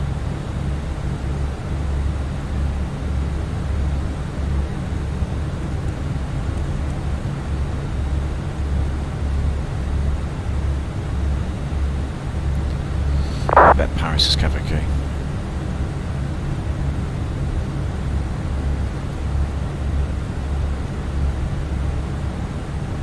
I do have Hobby A-Cars Criminal, but no, I couldn't tell you how to use it properly because Gav told me how to use it, and even I don't have a clue what I'm doing. I've just scanned something into something somewhere, and it works, I think.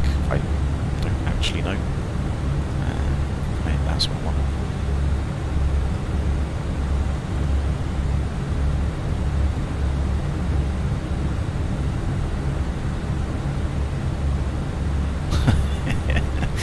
Easier to teach me how to use a PC than me how to teach you how to use a... I don't know. You're talking to somebody that doesn't do tech. Right. Weather's... Let's have a bit wally. Let's see why. I need to be able to do so annoying this.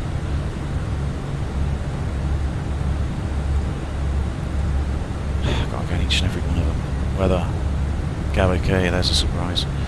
What else is on our routes? A bit of Toulouse and Bordeaux. BD. Send. Return. Received. Weather. Bordeaux. Gavique. Brilliant. Weather. Toulouse.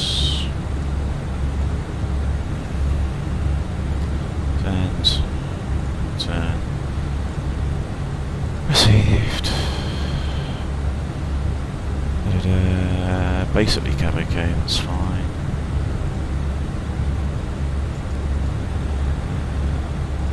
Barcelona. EBL. Send.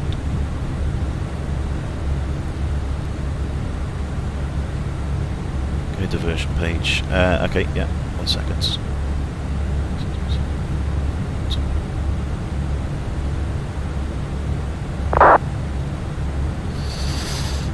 What was I doing? Did I get that? US ops.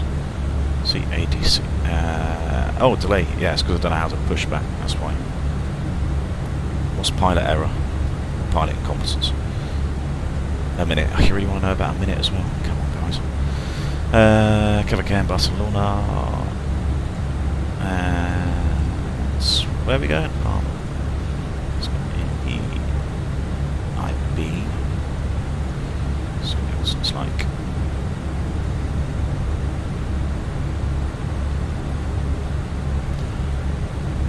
That was quicker. Just do that. Yeah. See, it's not hard, is it?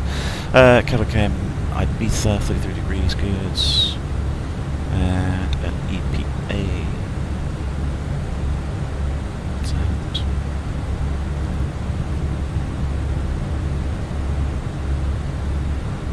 Message.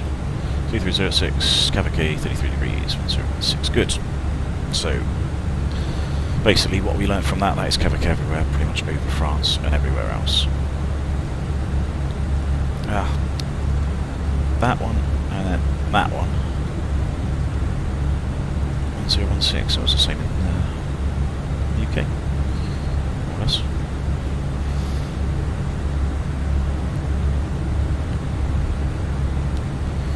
Right, Vino, what was it, diversion. I suppose it's easier to just assume that something's gone wrong. There's too many airports here. We need the airports that have just got long bits of tarmac, not the little grass strips that are completely useless to us. We've got Châteauroux there, Bordeaux's up here, Paris is here. So you've got 1, 2, 3 decent bits of tarmac which you could probably go to if you needed to. BN, La Roche. Oh no, that's not Bordeaux. That's BU. Where's Bordeaux? There it is. Yeah, so Bordeaux, La Rochelle's up here. Well, that's a bit small. Châteauroux and Paris. So you've got 3 long bits of tarmac. You've got a number of long bits of tarmac. You've got stuff over here somewhere. You've got stuff down here somewhere, and you've got stuff over there somewhere. So you've got plenty of options. The weather's all good. So if something went wrong, you would basically initiate a divert. Now, you could do it one of two ways. You can do the secondary, so you can copy the secondary, and then you could, if you had like a medical emergency, for example, you could go, alright, Sophill, let's say, I'll tell you what, Bordeaux's great, because Bordeaux has got, I think, don't quote me on this, but it's probably got the best heart hospital surgeon place to look after people that have had heart attacks in Europe. So if you have a heart attack on board an aircraft, make sure you do it over Bordeaux, because that's where you want to go. So let's say there was somebody that wasn't very well, I think it might be a heart problem, so you could put Bordeaux in, and then that's in the secondary. And what was the weather in Bordeaux? To, I think it's runway 23. Oh crap, received. That one? No, not that one. The next one. That one. There we go. What's that? Variable 2. So let's just say it's going to be 2-3, because that's more illustrating. You put this in ILS 2-3. You could have a star. I mean, you could look at the stars. Again, this is assuming you've got a bit of time to do this, really. So then you fill in the flight plan from there. Yeah. So there's a couple of ways. You know, the secondary's great at alternate. F, B, D. BD, thank you. Alright. Approach. Oh, that's wrong one. 2-3 is somewhere around here. Oh no.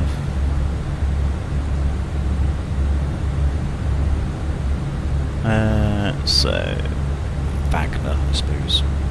That would probably work. So yeah, Wagner, and then you've got an ILS, which is good. So you could go via, hopefully Wagner would be in it, Wagner 1, that probably looks like it. And then literally, all you have to do is join the dots.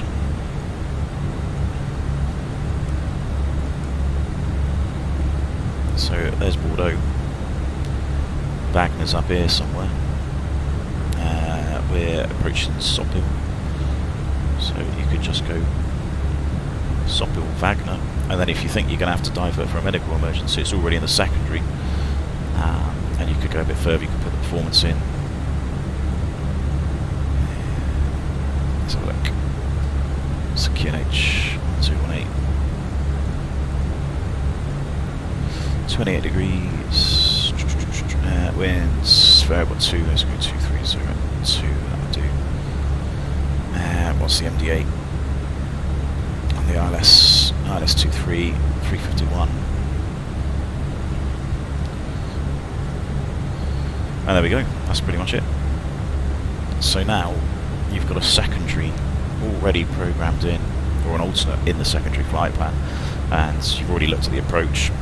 Have seen you could do it, and if there's somebody in the back that's not doing very well, getting worse, then the cabin crew say, yeah, really not doing particularly good, probably have to divert. Usually we just sort of take their decision. I mean, they're probably a bit qualified from a medical point of view, and there's often doctors on board as well, so they can often give a lot of input as well in terms of how sick somebody is or not.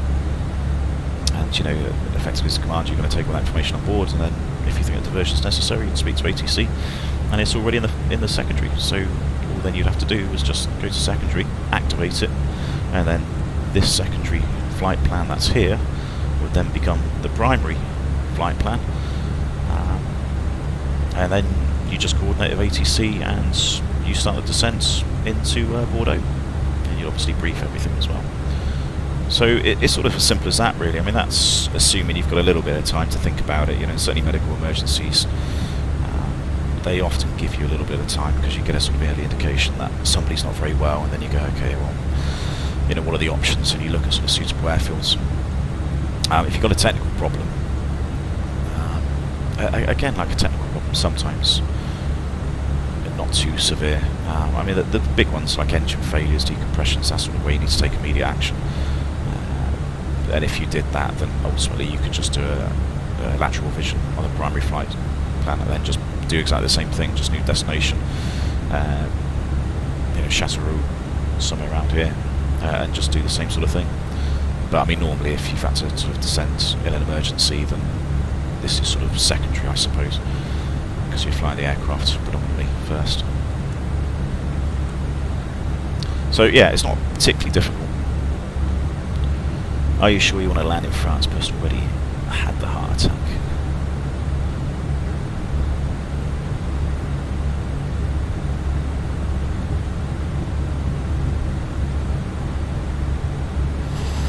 What they are, waypoints have long names. They are the beams. So what I've done is I did a direct to Amboise, and when I did that, so I can show you again actually. Let's say it's a straight line, but let's say ATC say right direct to Balan. You can either go direct to Balan, direct, which would just take me direct to Balan, or you can do it with the beam points. And if you put it with the beam points, it then does the same thing. It still takes you direct to Balan, but it inserts the beam points on the flight plan of that particular waypoint. So let's give you another example. Gaillac with the beams. So there we go. You can see if we went direct to Gaillac, we would go that way, but it would still put the beam waypoint where Balan is a beam your flight plan. So if you come to do a fuel check, you've basically got that already inserted. So that's an easy way to do it. You don't need to do it that way. Delete that. Of course, the other way of doing it is just putting a fix in. And if you went direct to Gaillac, for example, you could just put Balan in here. Let's do it just for a bit of fun. Let's go direct. So if I do Gaillac direct, now it's gone direct to Gaillac, but it's now no longer got the beam bit for Balan. Is there any difference between direct and a beam? Yeah, it's just for fuel. I mean, there's no different in terms of the navigation. You know, you're still going direct to a waypoint. The difference is you're inserting the other waypoints on the flight plan on your existing track, and these are, you know, where those waypoints are effectively a beam you on that point. But I mean, you can do it the other way. If you do fix info Balan and just type that in, then you should have an option down here which says beam, and then you can insert that, and then that inserts on the flight plan.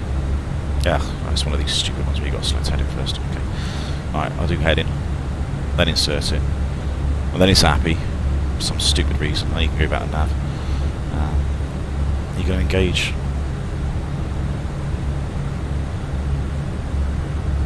There you go, thank you.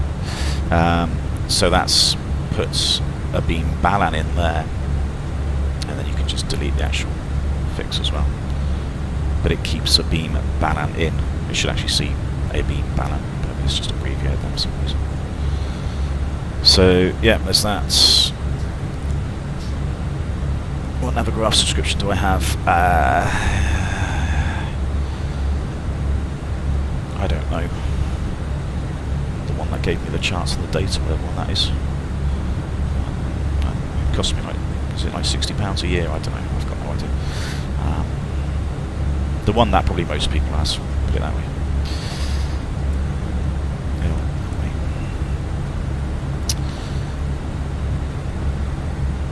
Right, what else? That's all done. I suppose we're going to have a look at the arrival. Not in Bordeaux, because we're not arriving in Bordeaux yet. Right, British. Temporary, it's interesting. Right, let's see the two from the left, that'll do. You.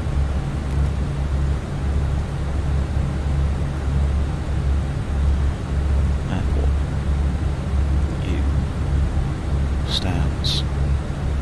You.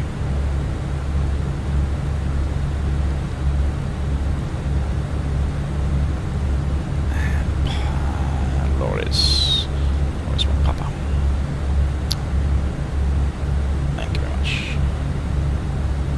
So I wish you could move these in order, because It's like, you know, you're doing the arrival first, that should be the top, then the RLS, and then the airport should be underneath.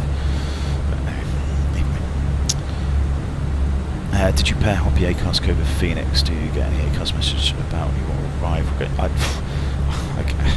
Again, I don't know.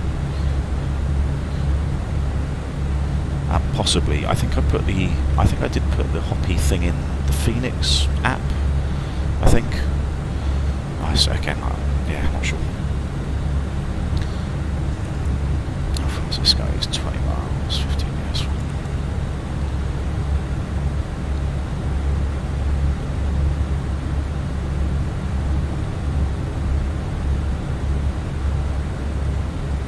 Yeah, I'm not with a virtual airline. I mean, the last thing I want to do is do another airline. Well, I've already worked for one. It's yeah. One's enough at the minute. So this is doing this in my own free time without being constrained to a virtual airline schedule is more than good enough for me. You can go on.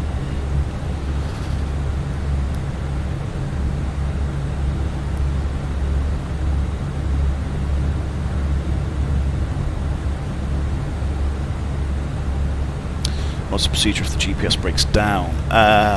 In what sense, Stig? Are you implying if you lose both GPSs? Because we've got two, so it's not a major problem. I mean, I've flown aircraft that didn't have GPS, so we've got two there. And if one fails, which, you know, it does occasionally, is there a thingy for it? I don't think there's a reason. Let me just double check. QRH system resets. 320, there you go. Modified brakes, CCAM comms, data link, flight controls, nav. That's GPWS. No, so there isn't. So there isn't a GPS reset. Oh yeah, well, I mean, we could possibly do it, can't we? It's not a major issue. It really isn't. Navigation. Go GPS 2. It's just going to go Bing, GPS probably. Which discrepancy? I don't know AOs.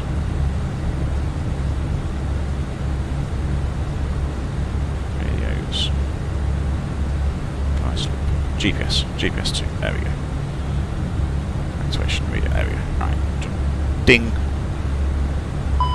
There we go. Nav GPS 2 from. So there we go. Nav GPS 2.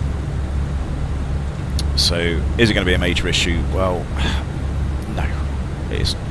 You're going to look up and you're going to see that and you go, oh, it's GPS 2. Oh, okay, master caution. Thanks very much. Shut up. And you're just going to sit there because you're going to go, how's it affect us? I mean, what's happened to the aircraft? Nothing. You know, we're still flying. We're still 35,000 feet. We haven't gone anywhere. You know, there might be a navigation accuracy problem. If you look, we've still got down here GPS primary accuracy is high because we've still got the other one. So, you know, it's just like one of those things going, oh, that's a bit annoying.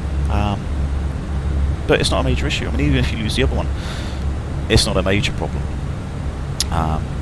Because the way the navigation system works on the Airbus, there's sort of priority logic, and if I try and remember my FCOM manual correctly, it's GPS comes in first. All your navigational accuracy in terms of where the aircraft thinks it is all using GPS data, so it's just getting signals going, right, you are basically there, you know, basically how your mobile phone probably works.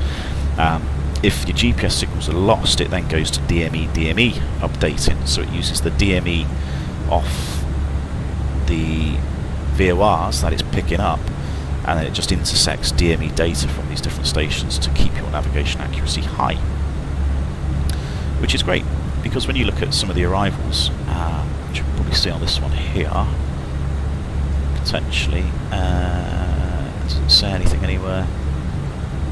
Some do, some don't. It doesn't seem to say anything on that one, but it would say RNAV, GP or GNSS or DME required. So if you've lost GPS but you can still do DME updating, if you lost both GPSs, then you can still do it. If you come to a procedure where you need GPS, so long as you've got one, you can still do it. It depends on what arrival you're doing. If you're doing an RMP-AR approach, I think you need two to start with, but then you can lose one at some point. But even if you're just doing a normal GPS or RMP approach, if I can find one, you can still fly the air. I'd rather lose ADRs than one of my engines, yeah. So I'm just catching up the stream.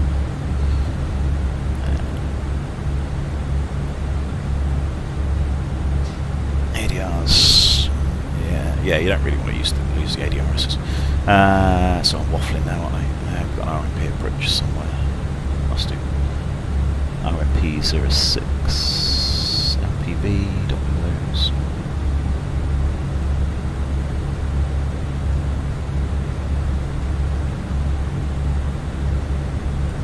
Let's look at that one.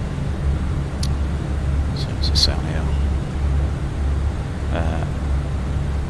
RMP approach required, RNAV 1 required between CDP and Bavon. So you require RNAV 1, but to have RNAV 1, you need one GPS working, if I remember.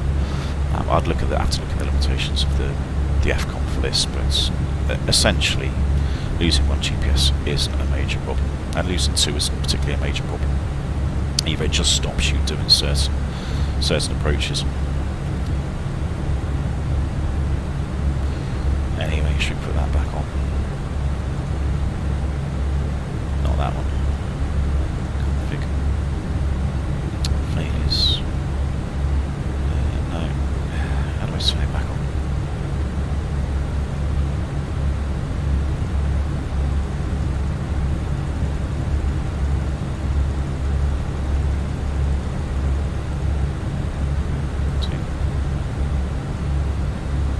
Disappear.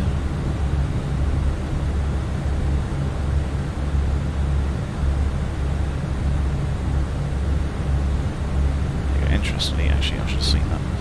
Did it come up on here?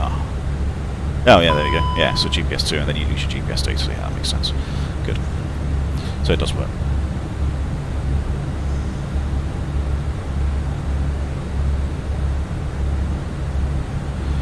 Yeah, ADRS is. I mean, again, you know, you're talking about the entire unit. You're talking about the ADR and the IRS part. You're just talking about the ADR part. You're talking about the IR part. You know, if you lose the ADR part, again, it's not a major issue. I mean, you've got to do sort of cross-check your data, see which one's a reliable one. Use a switching panel. If you lose your IR part as well, again, it's not a major issue. You know, if the old thing's toppled over and you can't use any of it, then it's a bit of a pain. Double failures are a bit more hard work, but again, nothing too bad. Some of these failures are going to dump you into ret law as well, so you know, you might lose your autopilots.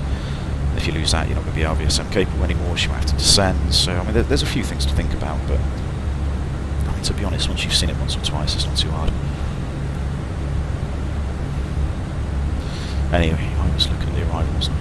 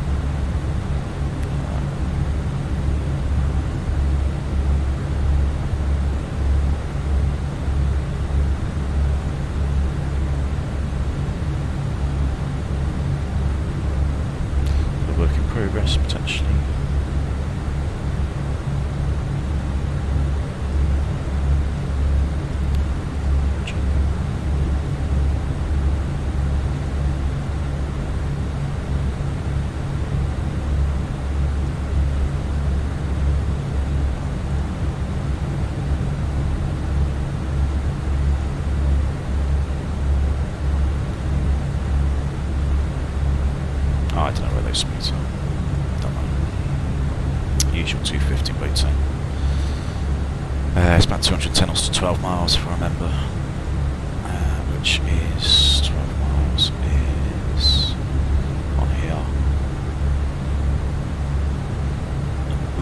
So yeah, about 210 knots between there.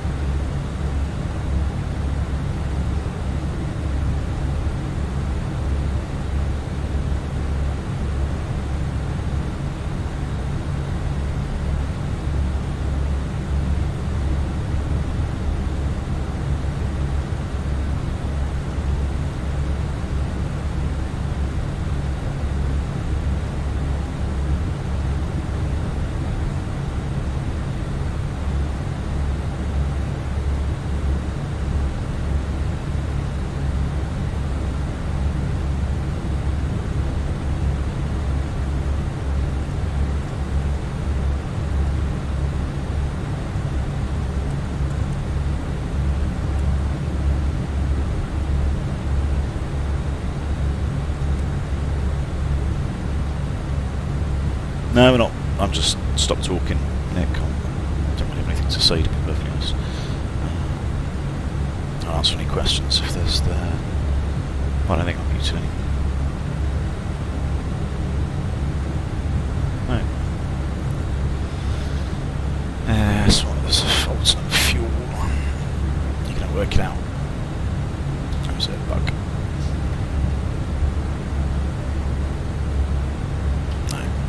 Okay, what I've done there is, if anybody's wondering, I've put the flight plan in to Ibiza, which is the ultimate. So it's just a condensed missed approach really off 24 left and down to this waypoint Nelux, and then an approach into 24 into Ibiza via Gislu. And that's basically in-flight fuel management.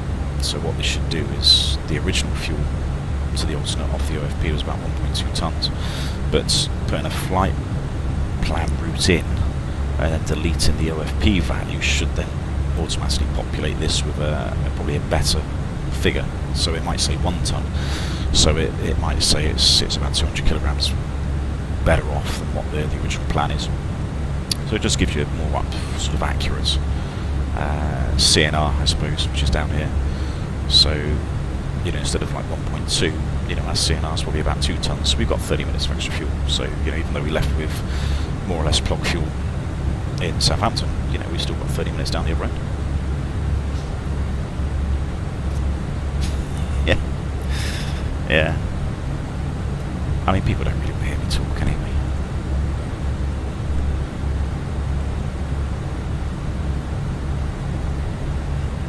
Let's do 270. Just standard.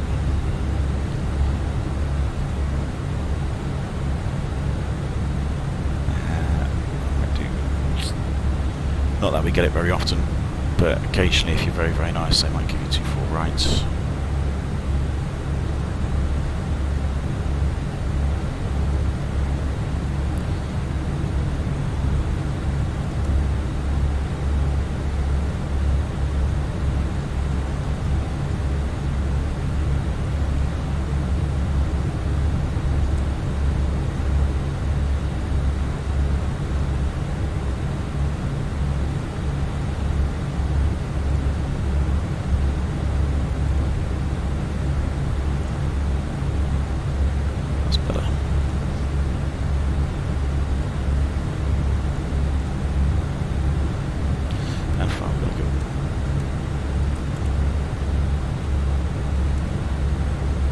Still loads of time.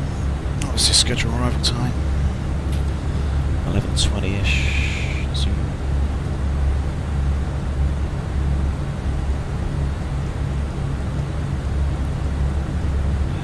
Yeah, 11:20 zoom. We've got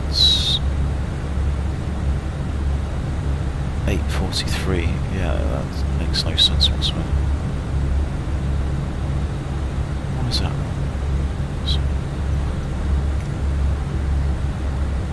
I seem to be going backwards in time.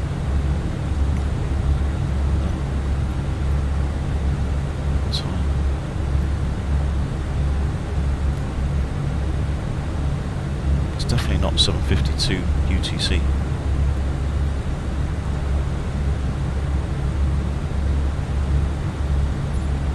That's better. That's better. Something's going on with the sim. Company message. Tux.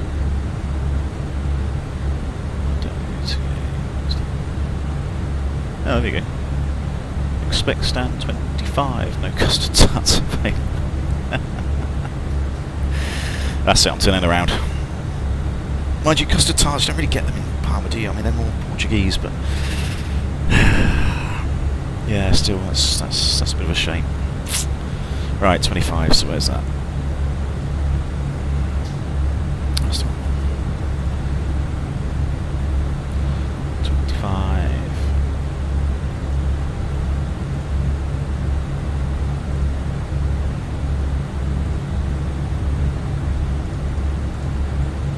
Okay, right in the corner. Yeah, it's a pretty usual sort of place. We're usually somewhere along there. 25, so that make it quite easy. Off the runway, down, south, up the link, in Foxtrot 25, good.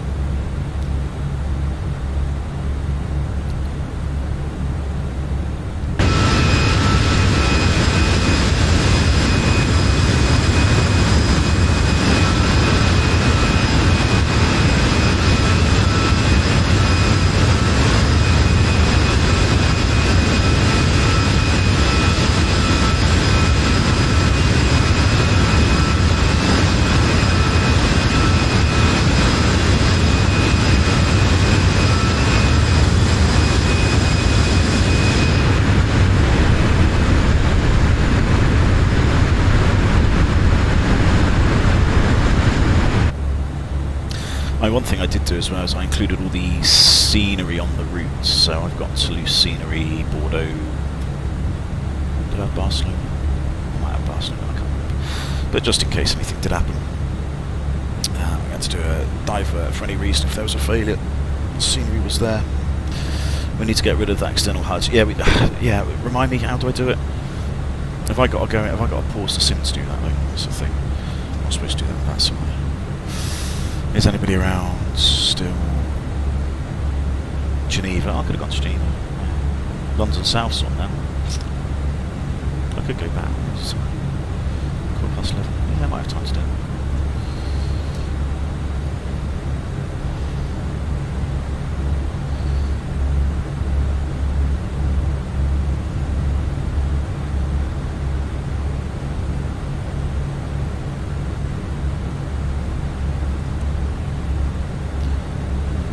Toulouse there, FBO. Right, I'm off the air for a minute. I need to go to the little boys' room. I shall mute the mic and I shall be back in a minute.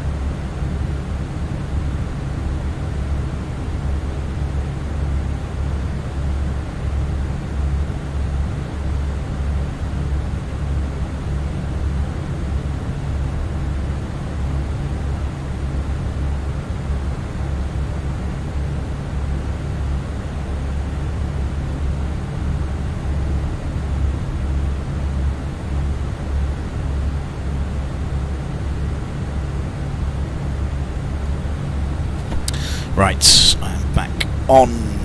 Ooh, saucy. How do I get rid of that? No, do it that way. Oh, add moderate. Mod users on this channel. Right, who wants to be a mod? Some of you surely, like Dark should be a mod. Nick, I was going to add you as a mod as well if you want the responsibility. There you go, you're done. Too late. Dan, you can be a mod as well. There you go, you have responsibility. Christian, you already are. Do for the minute.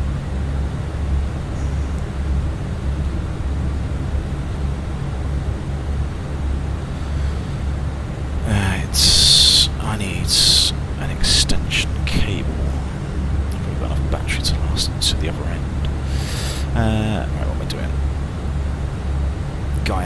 This be fuel thingy, bollocks.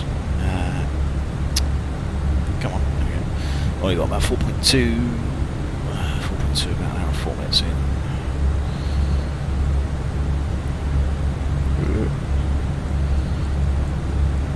Kayak.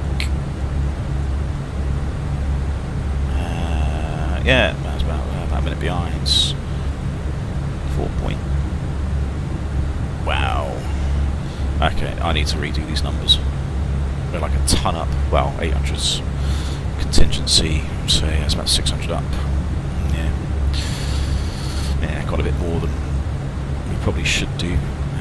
So what's that? So it's... How do we change that one?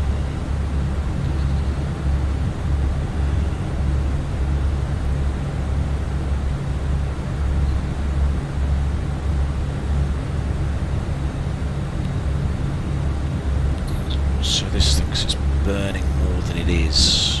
The flight plan. And that's -2. So that needs to be a lot less, doesn't it? The OFP or sim brief needs to be like -8 or something. Maybe. Oh, I don't know. Even so, the flight plan thinks we're burning a lot more than we actually are. Right, there's a Pyrenees. Here comes the hard high stuff. So what's the MSA? Always good to talk about situational awareness. We say it's about 12, I think. Ambars, Kayak, from Rokan, yeah, 11.2, 11.7. So 12 for cash is the MSA. So once we passed Ibrap, we'll be able to go down to, actually probably Luca, that's still above 10. Yeah, so once we pass Luca, we can go down to 10. Which is there. Facts. Yeah, somebody just passed me. Missed it.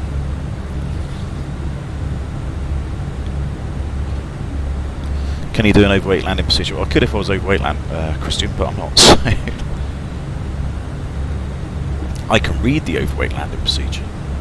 That's pretty straightforward.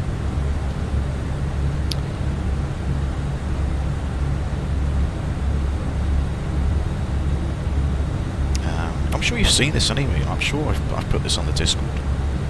It's simple, really. Miscellaneous overweight landing. Yeah, it just says use config full for landing unless specified by a normal procedure or limited by landing performance, which is there's usually a table. Where's the table? Have they updated it? Yeah, maybe they've updated it. They have updated. They've taken the table. Interesting. Okay, well, yeah, there we go. So use config full unless there's some sort of failure, which you need to use config 3. Landing distance procedure, obviously you do a landing distance procedure, because there's a correction for the overweight landing. And then for the approach, you have pack 1 and 2 off or supplied by the APU. Well, that's easy enough to do.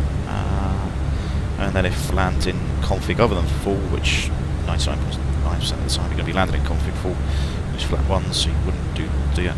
Speed at the runway threshold, veer less, minimise vertical speed at touchdown, and then for the landing, increase the flare height. Well, that's a new one.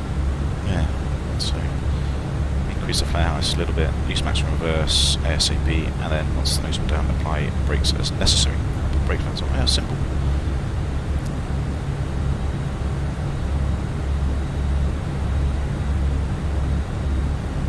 I mean, you can burn fuel. I mean, that's, you know, it depends. You know, what's the urgency? You know, do you need to get on the ground quickly, or have you got time to burn fuel? Anyway, I suppose I should brief, shouldn't I? Right. Anyway, what we're going to do to the drunken sailor. Where's Wayne? He's usually drunk. So Palma, Lores, one pubber. What we want to do? Lores, Polspa, down to Polenta, and then there's a transition moving from Polenta, which picks us off from here, down here. Then basically long finals, really long finals, about 25-30 miles. That little one there is probably the minimum, yeah, 4,500 feet. So I'm going to say quite a big one this, because we've got a large bit of high terrain to the north here. Polenta's not too bad, that's usually a bit clearer, but 7,000 feet to the north. We should be VMC Cavalcade Day anyway, so we should be able to visually see that.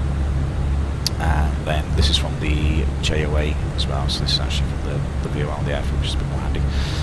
So basically anything south of the centre line here is going to be 3,000 feet, but 7,000, 5,500 to the north, and then on this little section between Polenta and Bavon, we can actually go down to 4,500 feet. So this should all be in the FMGC, which I glanced at very, very quickly earlier. Lukev, Lores, Pozba, Polenta. That was return constraints on your donut. So at above 5,000, that'd be good. Speed limit point at Pozba. It's 4.5, which makes sense. And then 2,500 feet, 180 knots. So it's basically going to be a CD8 on this point. So that's pretty straightforward. And then it's just a straightforward RLS. So in respect to sort of big picture stuff, weather's fine. We've seen that it's effectively Cabo K. Let's just we get an updated one just to double check. What is the time? Might have been a new. We're doing weather. EPA. Can't imagine it's changed too much.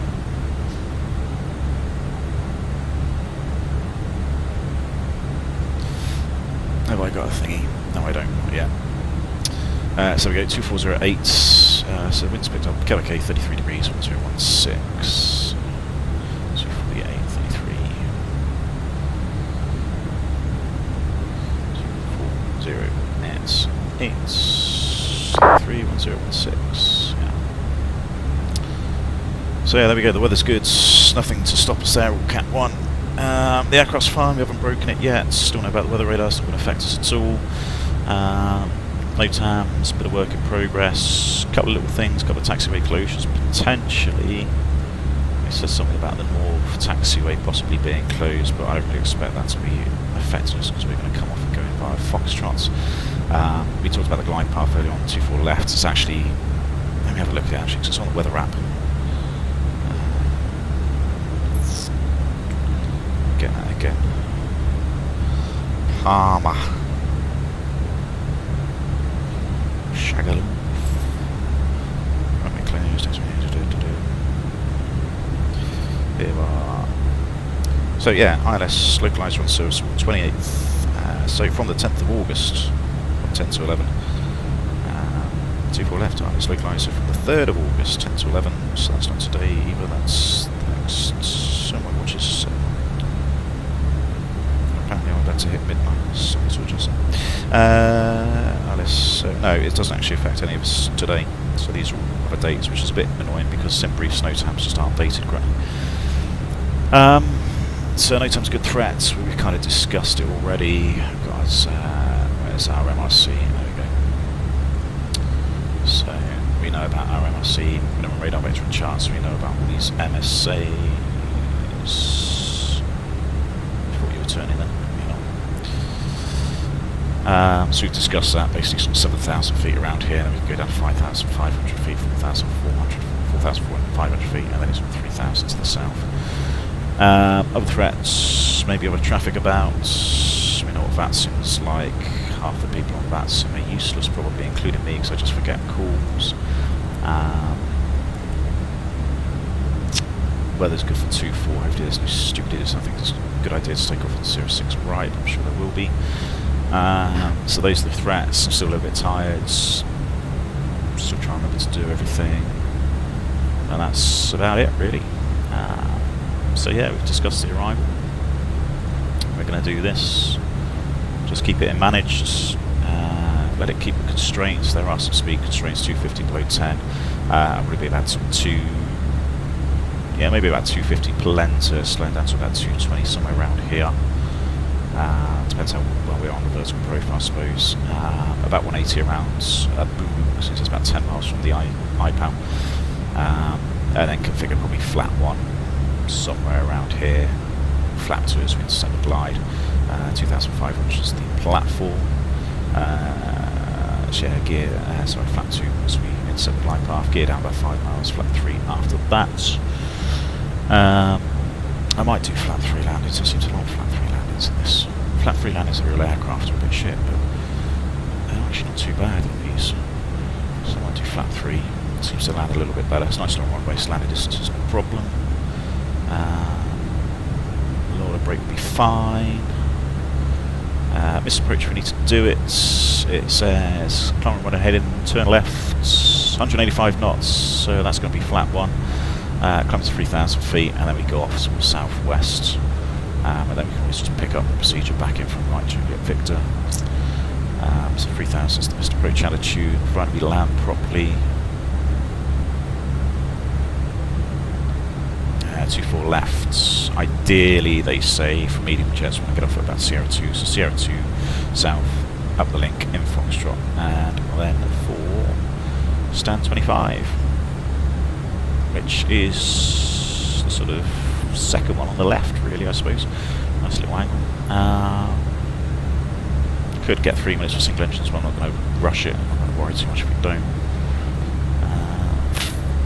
And that's more or less it. I don't think there's much else to say. The rest of it's all quite straightforward. Just leave the aircraft to do its thing. Now, did I get Barcelona sooner? I can't actually remember. I'll go to the community folder. Let's have a look. Is there Barcelona? Is there even Barcelona sooner available? I've got Toulouse, Bordeaux, Palma.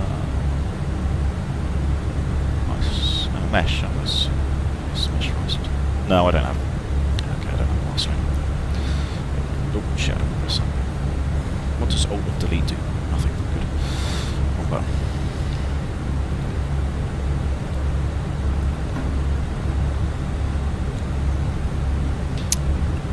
Right, what does Palma Brief say? It's always worth looking at that. I've been to Palma about 50 billion times, but it's always worth another look. So I've updated it. Palma.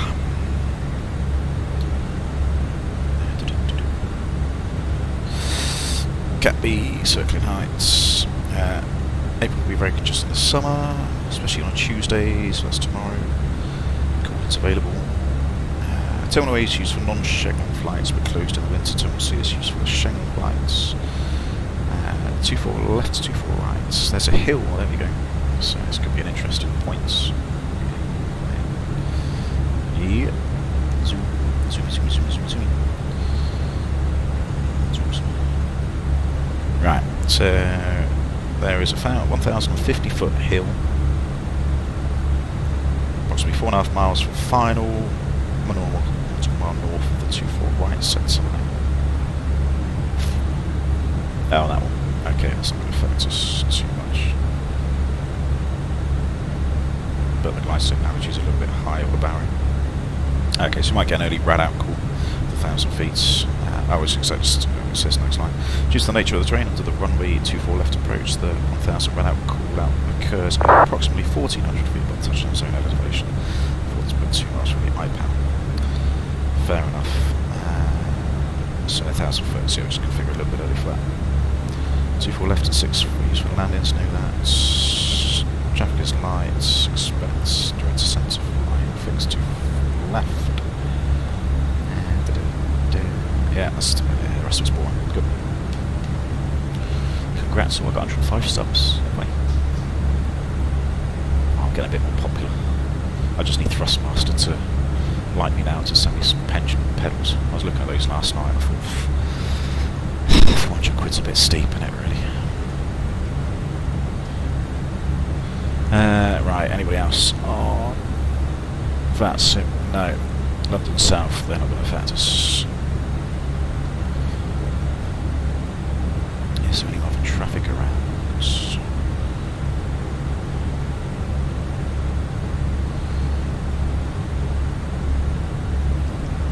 Yeah, I know, Nick. It's going to be very difficult for me to not actually buy them. I kind of want somebody just to give me them for free, but that's probably a bit cheeky. Right, so the 300's ahead of us. He's going somewhere else. He's going somewhere else. He's going somewhere else. He's going somewhere else. Good, so it doesn't look like there's any other arrivals. That's going to affect me. One there. Oh, there is another one there. He's coming in from Zurich. So he might affect us. Okay. So possibly somebody coming in from the east, so I have to keep an eye on him. Kind of set up. Yeah, it is Peter, but I mean, you need rudder pedals, don't you? You can't do this. I mean, the twist stick thing on the joystick's great for having a little bit of control, but I mean, you need rudder pedals, you know, for crosswinds or anything else. Just cross controlling it with a side stick it's just not great. I mean, the problem is, it's not just rudder pedals I need a desk, I need a chair, rudder pedals, another monitor, you know, I need money in I need money in savings to bribe the missus to keep her happy as well. So I mean, you know, there's quite a few things. It's going to get expensive, this. Right, anyway, we are crossing Barcelona. Should get the right page on. Let's go. Down in a second.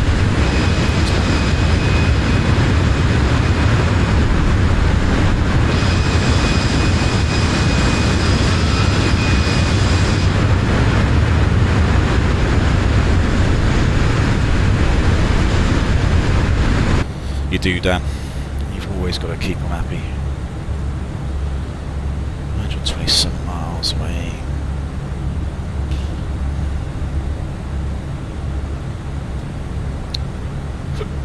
No, wrong one. Not that one. No. No. That one. Thank you.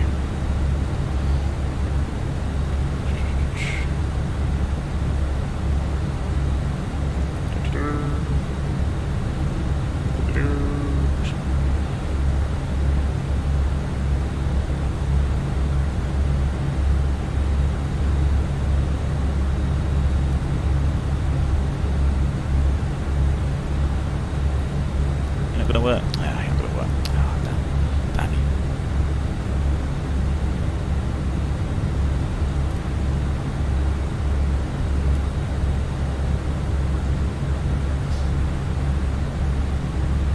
you. Dark, no, we do need to switch it off. I just don't know what I'm doing. And then you have to pause the game, possibly to change the option. I mean, we could do it on the ground, but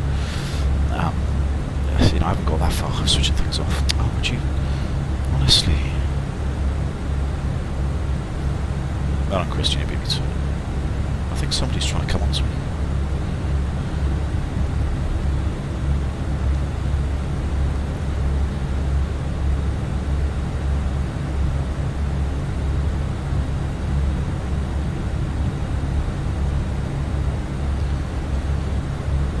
Right, last minute paranoia check.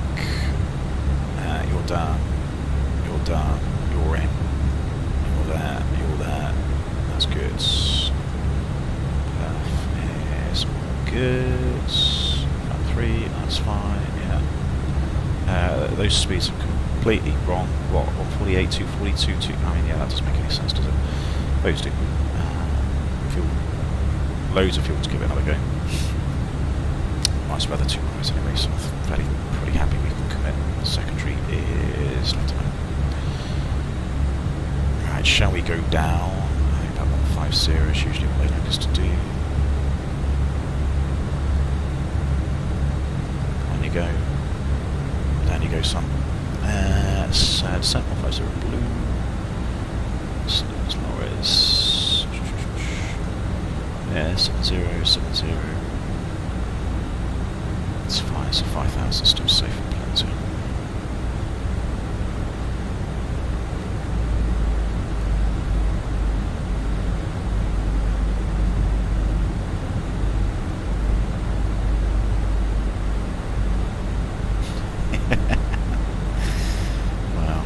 You know me, Gav, I've got a face for radio, so why they'd be interested in me anyway, I've got no idea.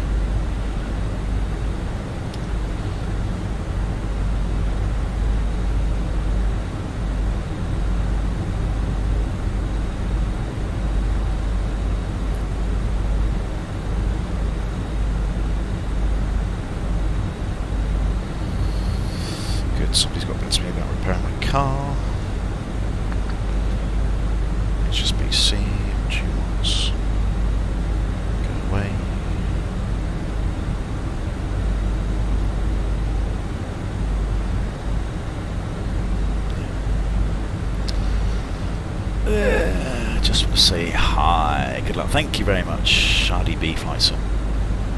I mean, to be honest, the flying's the easy bit. I mean, there's not. It's the PC stuff. That I get confused with. I'm not quite as bad as where I'm sort of pointing the mouse towards the monitor hoping it's going to do something, but it's, I'm not far off. I'll do so once we're on 60 meters, so you can go on. Go on. You can go on.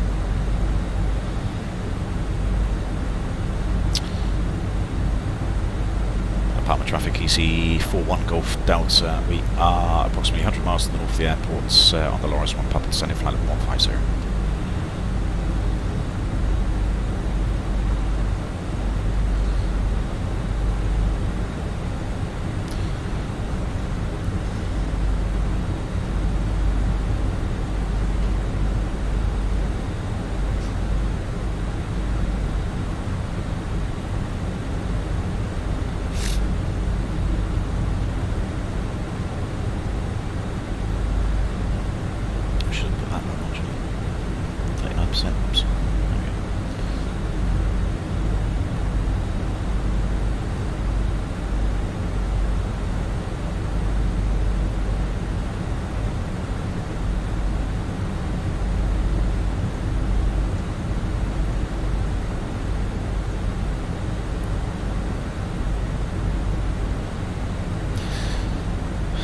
Hopefully this will have a landing rate thingy-majig as well, because it's got the...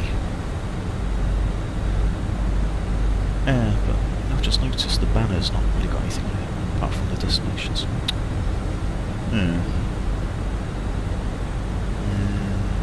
How do we change that?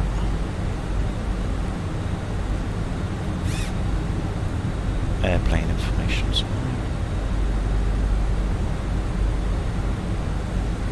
Maybe it won't work.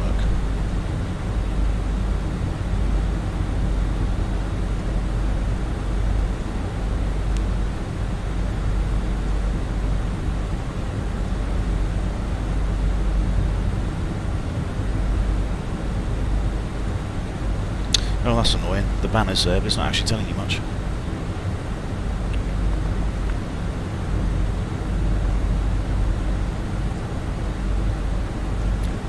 See what happens.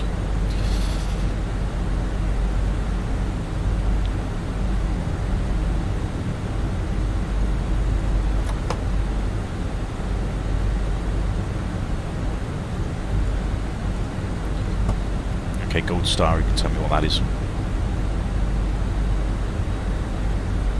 Restart Fly Live Studio. Okay. Yeah, see what it's like on the ground. Gav, if it's does anything.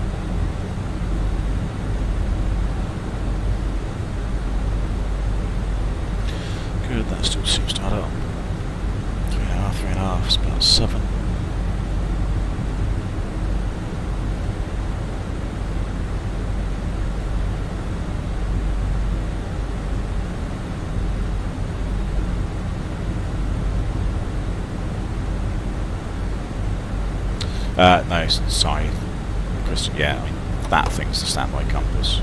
I was talking about this little bit here.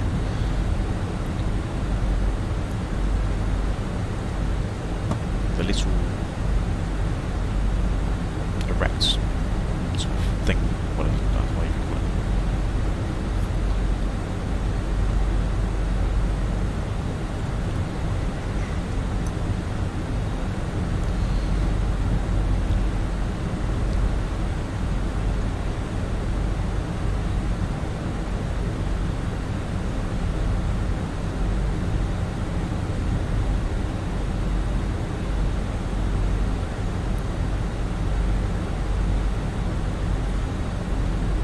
Aha, that's what I was looking for. There we go. There's one thing I didn't mention on the brief. It's 33 degrees, so there's always a threat with hot weather. Where you can get the wing leak, wing leak, ECAM. If you do that, you can press the blue pump, override on, and then put the slats out on the ground. So hopefully that should clear it. Or prevent it from even happening in the first place. So we can try that, here we go.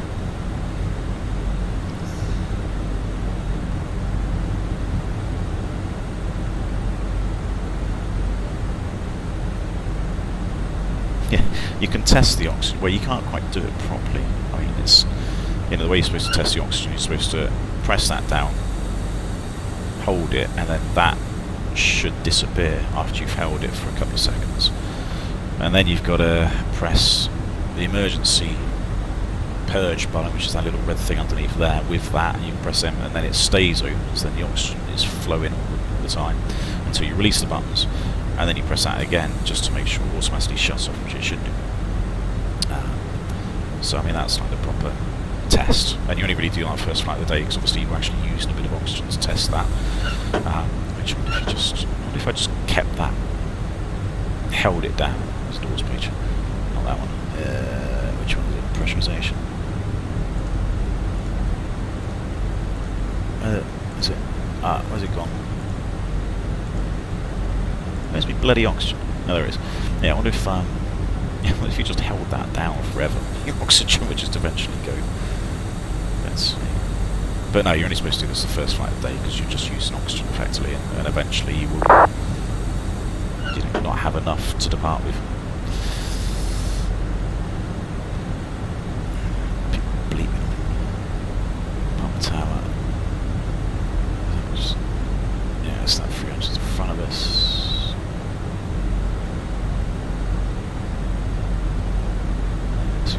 Text, good.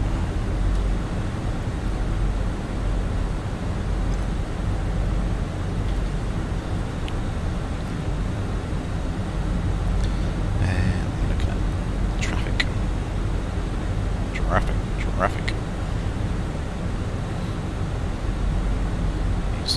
So I think I'm going to beat him. What's he doing? 320 knots.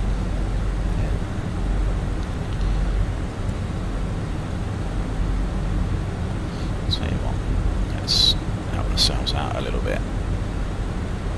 See if we can do a nick. Let's keep going down to 5 as well.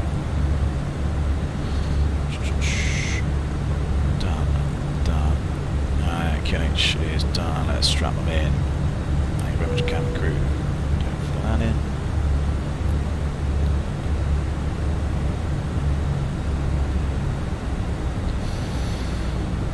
Right, so prepare the cabin for landing, and the QNH is set, so the approach checks are... where are my checklist? There we are. Right, approach checks, barrier F is QNH 1016 is set, seatbelts are on, minimums 239 sets, auto brake is low, and the FPs are slowed, and they are connected for the time being. Approach checks are complete.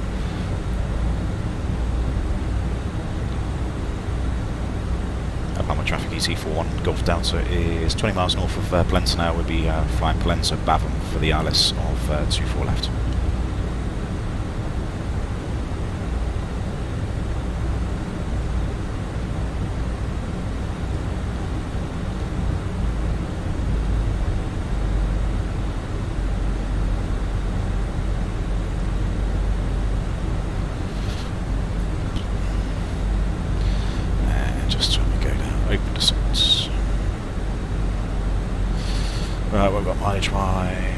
49 miles. Ooh, there we go. So we're just about bang on profile, but we've got to slow down as well. So let's help it go down. So approach, please activate, get that done. There's all the high ground, 7,000 feet. We're in sight of that. We're descending below sector safe, but we're fine with visuals, so I don't have any problems.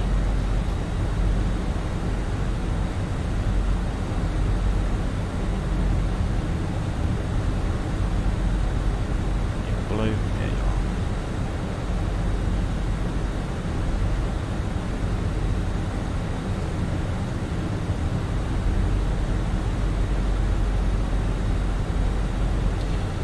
And I'm going to cheat again, I'm going to go direct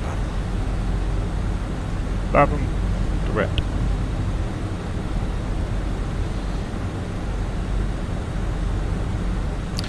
India Papa Alpha Lima is identified.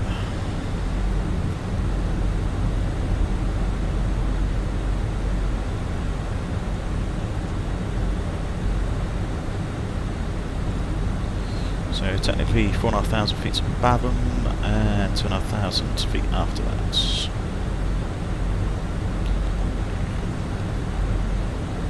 4,500.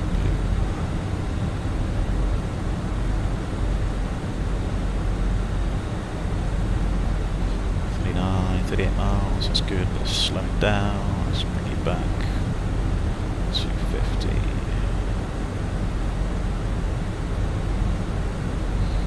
Okay, you on. Lights are on.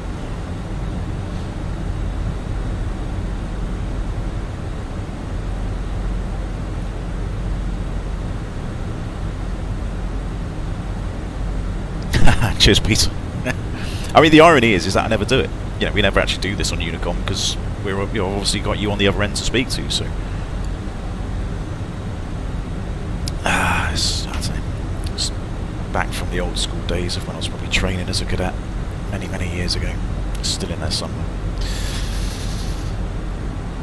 Alright, the other traffic's over here somewhere. He's coming in from the west. The Swiss from Zurich. The 300's Miss Piggy. She's already landed. She should have done. Just keep an eye on it.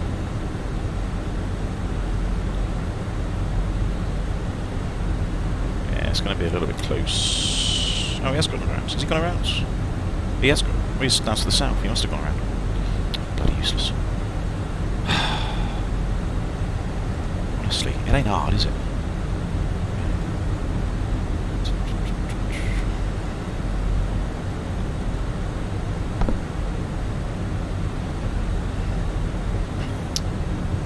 We got 9,000. Go on, DME. Where are you? Progress 24 miles. We are. Yeah, we're pretty much on it.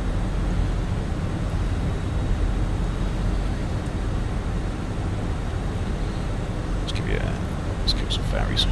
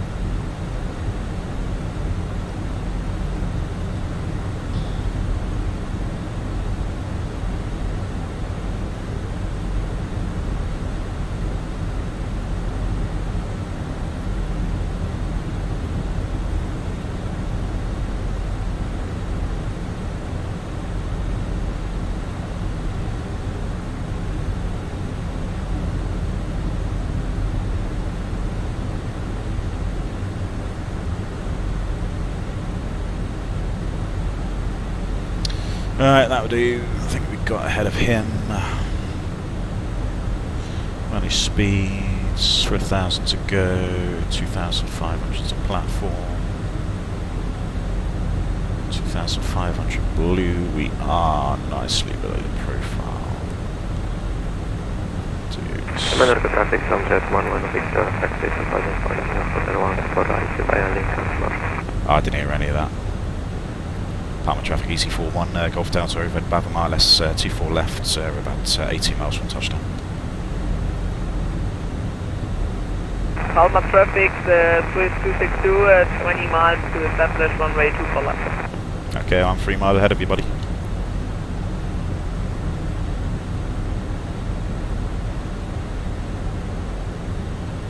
Palma traffic, EC41, Golf Delta, I keep about 210 knots until 12 miles. Right, let's go. Should we do it now? It's probably a bit early. Let's arm that up. Alright, glow slot, Bob Blue, Cat 3, Jewel AP 1 and 2. Rockstar. Let's keep it going down.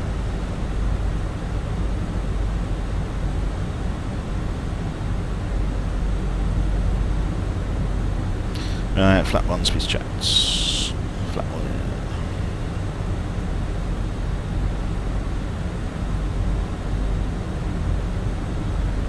Right, I do find the sim does actually slow down quite well. Normally you wouldn't be like flap on the glide or clean on the glide. It just, you're going to really struggle about getting the gear down. But I don't know, it does seem to slow down reasonably well. So I just think the flight model's a little bit off, but it's in a good way, I suppose, because it just helps you out a bit more.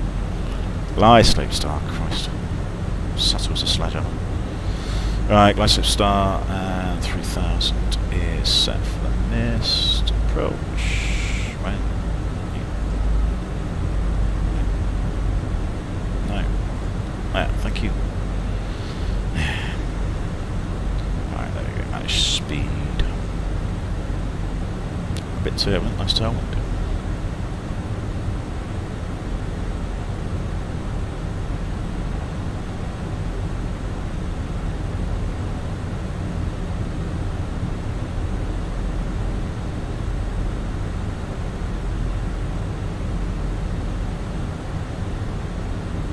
Wizard 9905 is line up and wait on runway 24 right.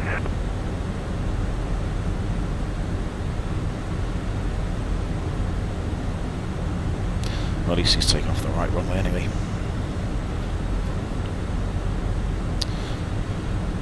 What's the flight time now? 42.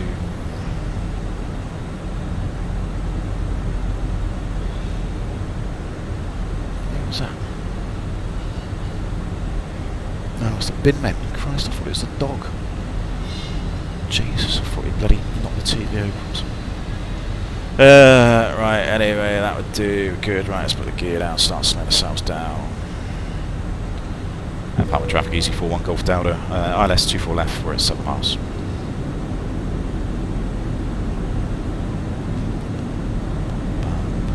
You can go on. You can.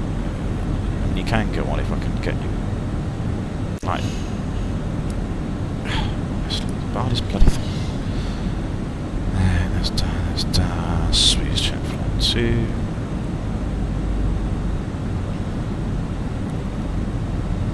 God, it's turbulent.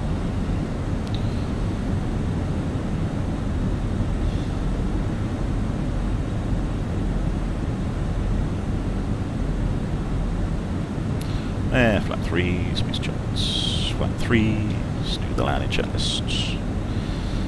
Cabin is secure for landing. Go around altitude 3000 set. Lead cabin moves landing blue. Speed we want. Clear for takeoff with 9905 on runway 24 right. 141. Give me another knot. Alright. Now just for the fun bit. Through 1,000.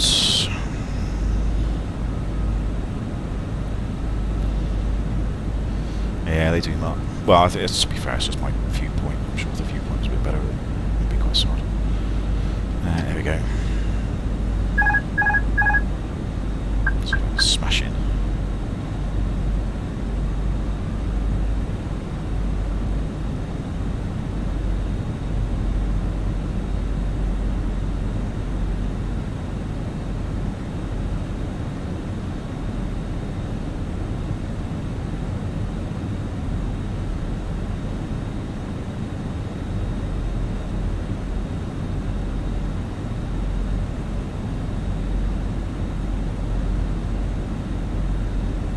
500. Stable.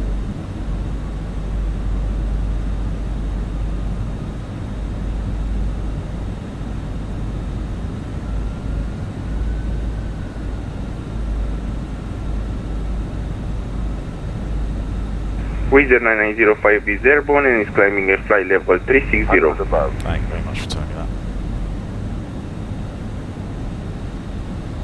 Minimum.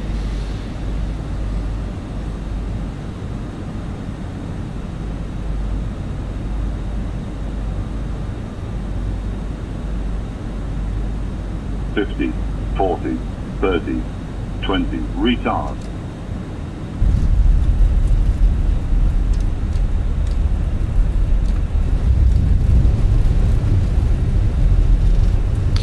Spoilers, reverse screen, decel.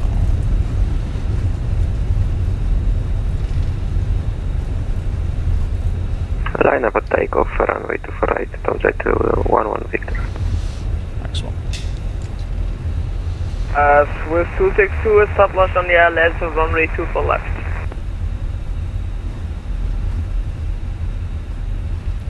Right, next right, South Link, Foxtrot, stand 25.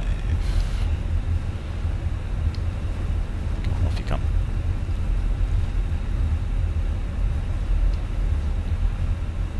Easy 41, Golf Delta's vacated, 24 left.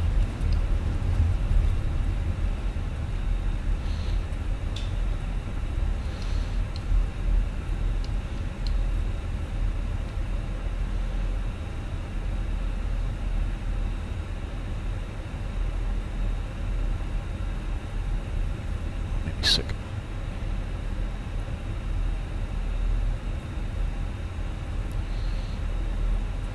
Well, not the best touchdown. There we go. You can go off.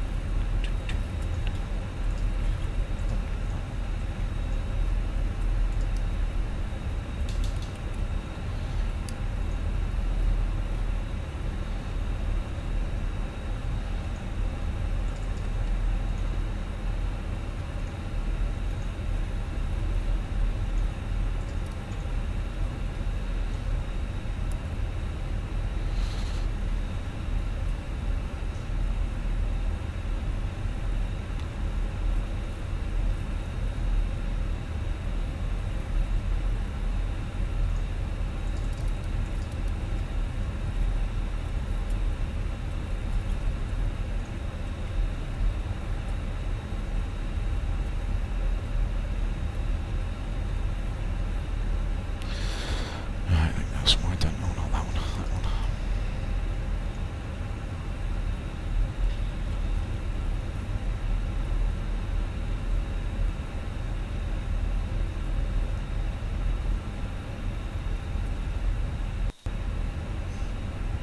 Return flight, yeah, I'm tempted too dark. I mean, I've got the old afternoon free, so I did think if I can get a departure in from one local UK time, it's just under an hour. It's like more than enough time to give it a turn around, then back to Southampton. Why did you start the chrono? Because I wanted to time 3 minutes, Vino, so you need 3 minutes for the engines to be at idle power to allow them to thermally stabilise before you can shut them down. So really, I mean, that's just from idle, reverse idle. So I mean, you could actually start it. Well, I could have started it a bit earlier, but you know, at the end of the day, it's going to be about 3 minutes by the time I actually get on stand. Anyway, APU is good. That's there. I think I've done everything else. I can't be asked to do single engine.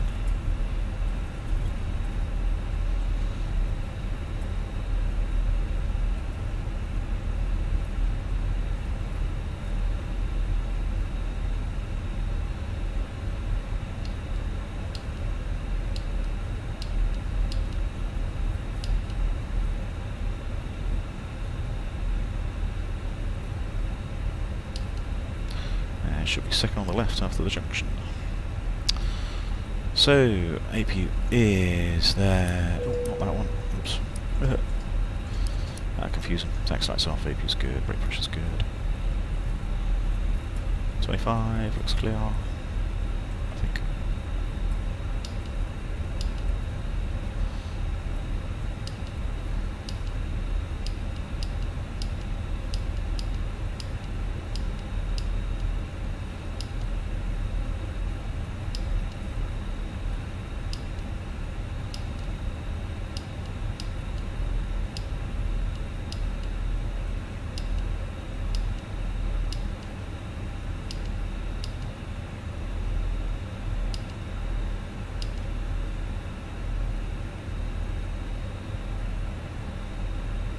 I would say about there. Right, brakes are on. Parking brake is on. 3 minutes, yeah, we've had that, that's good. Right, engine masters, they are off. Seatbelts can go off now. Recon.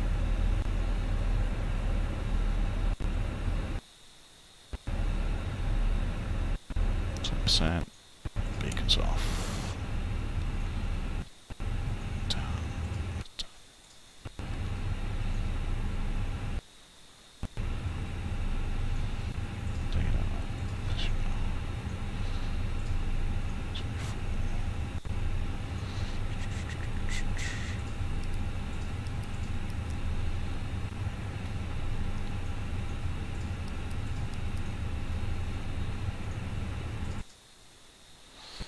PC still sounds like it's going to die, but it's got us here.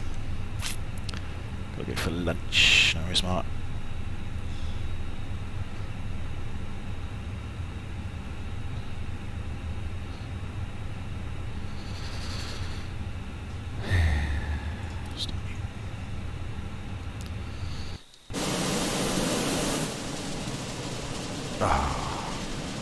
See, you can't teach that shit. What was it? Form is temporary and class is permanent. Didn't even need to look outside. I suppose we let him off, shouldn't we?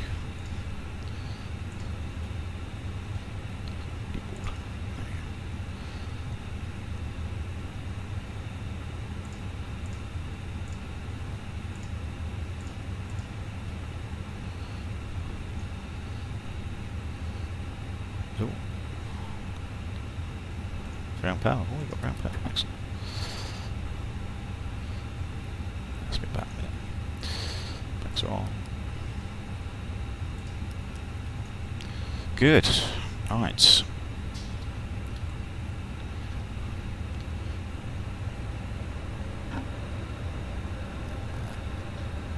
Babe, should have a little plus leaf on the side. Oh, can you do that, Christian? So you can sort of do progressive braking. I mean, I'm hoping if like get rudder pedals, that's you can just do it with the rudder pedals, so you can just progressively brake with them. But yeah, anyway, so I might have a 10-minute break, and I might get back on again in a minute. Just disconnect, and I'll come back on, and then we might do the return. So I've got nothing better to do today, and the dog seems quite happy. So yeah, I shall be off and back on in a minute.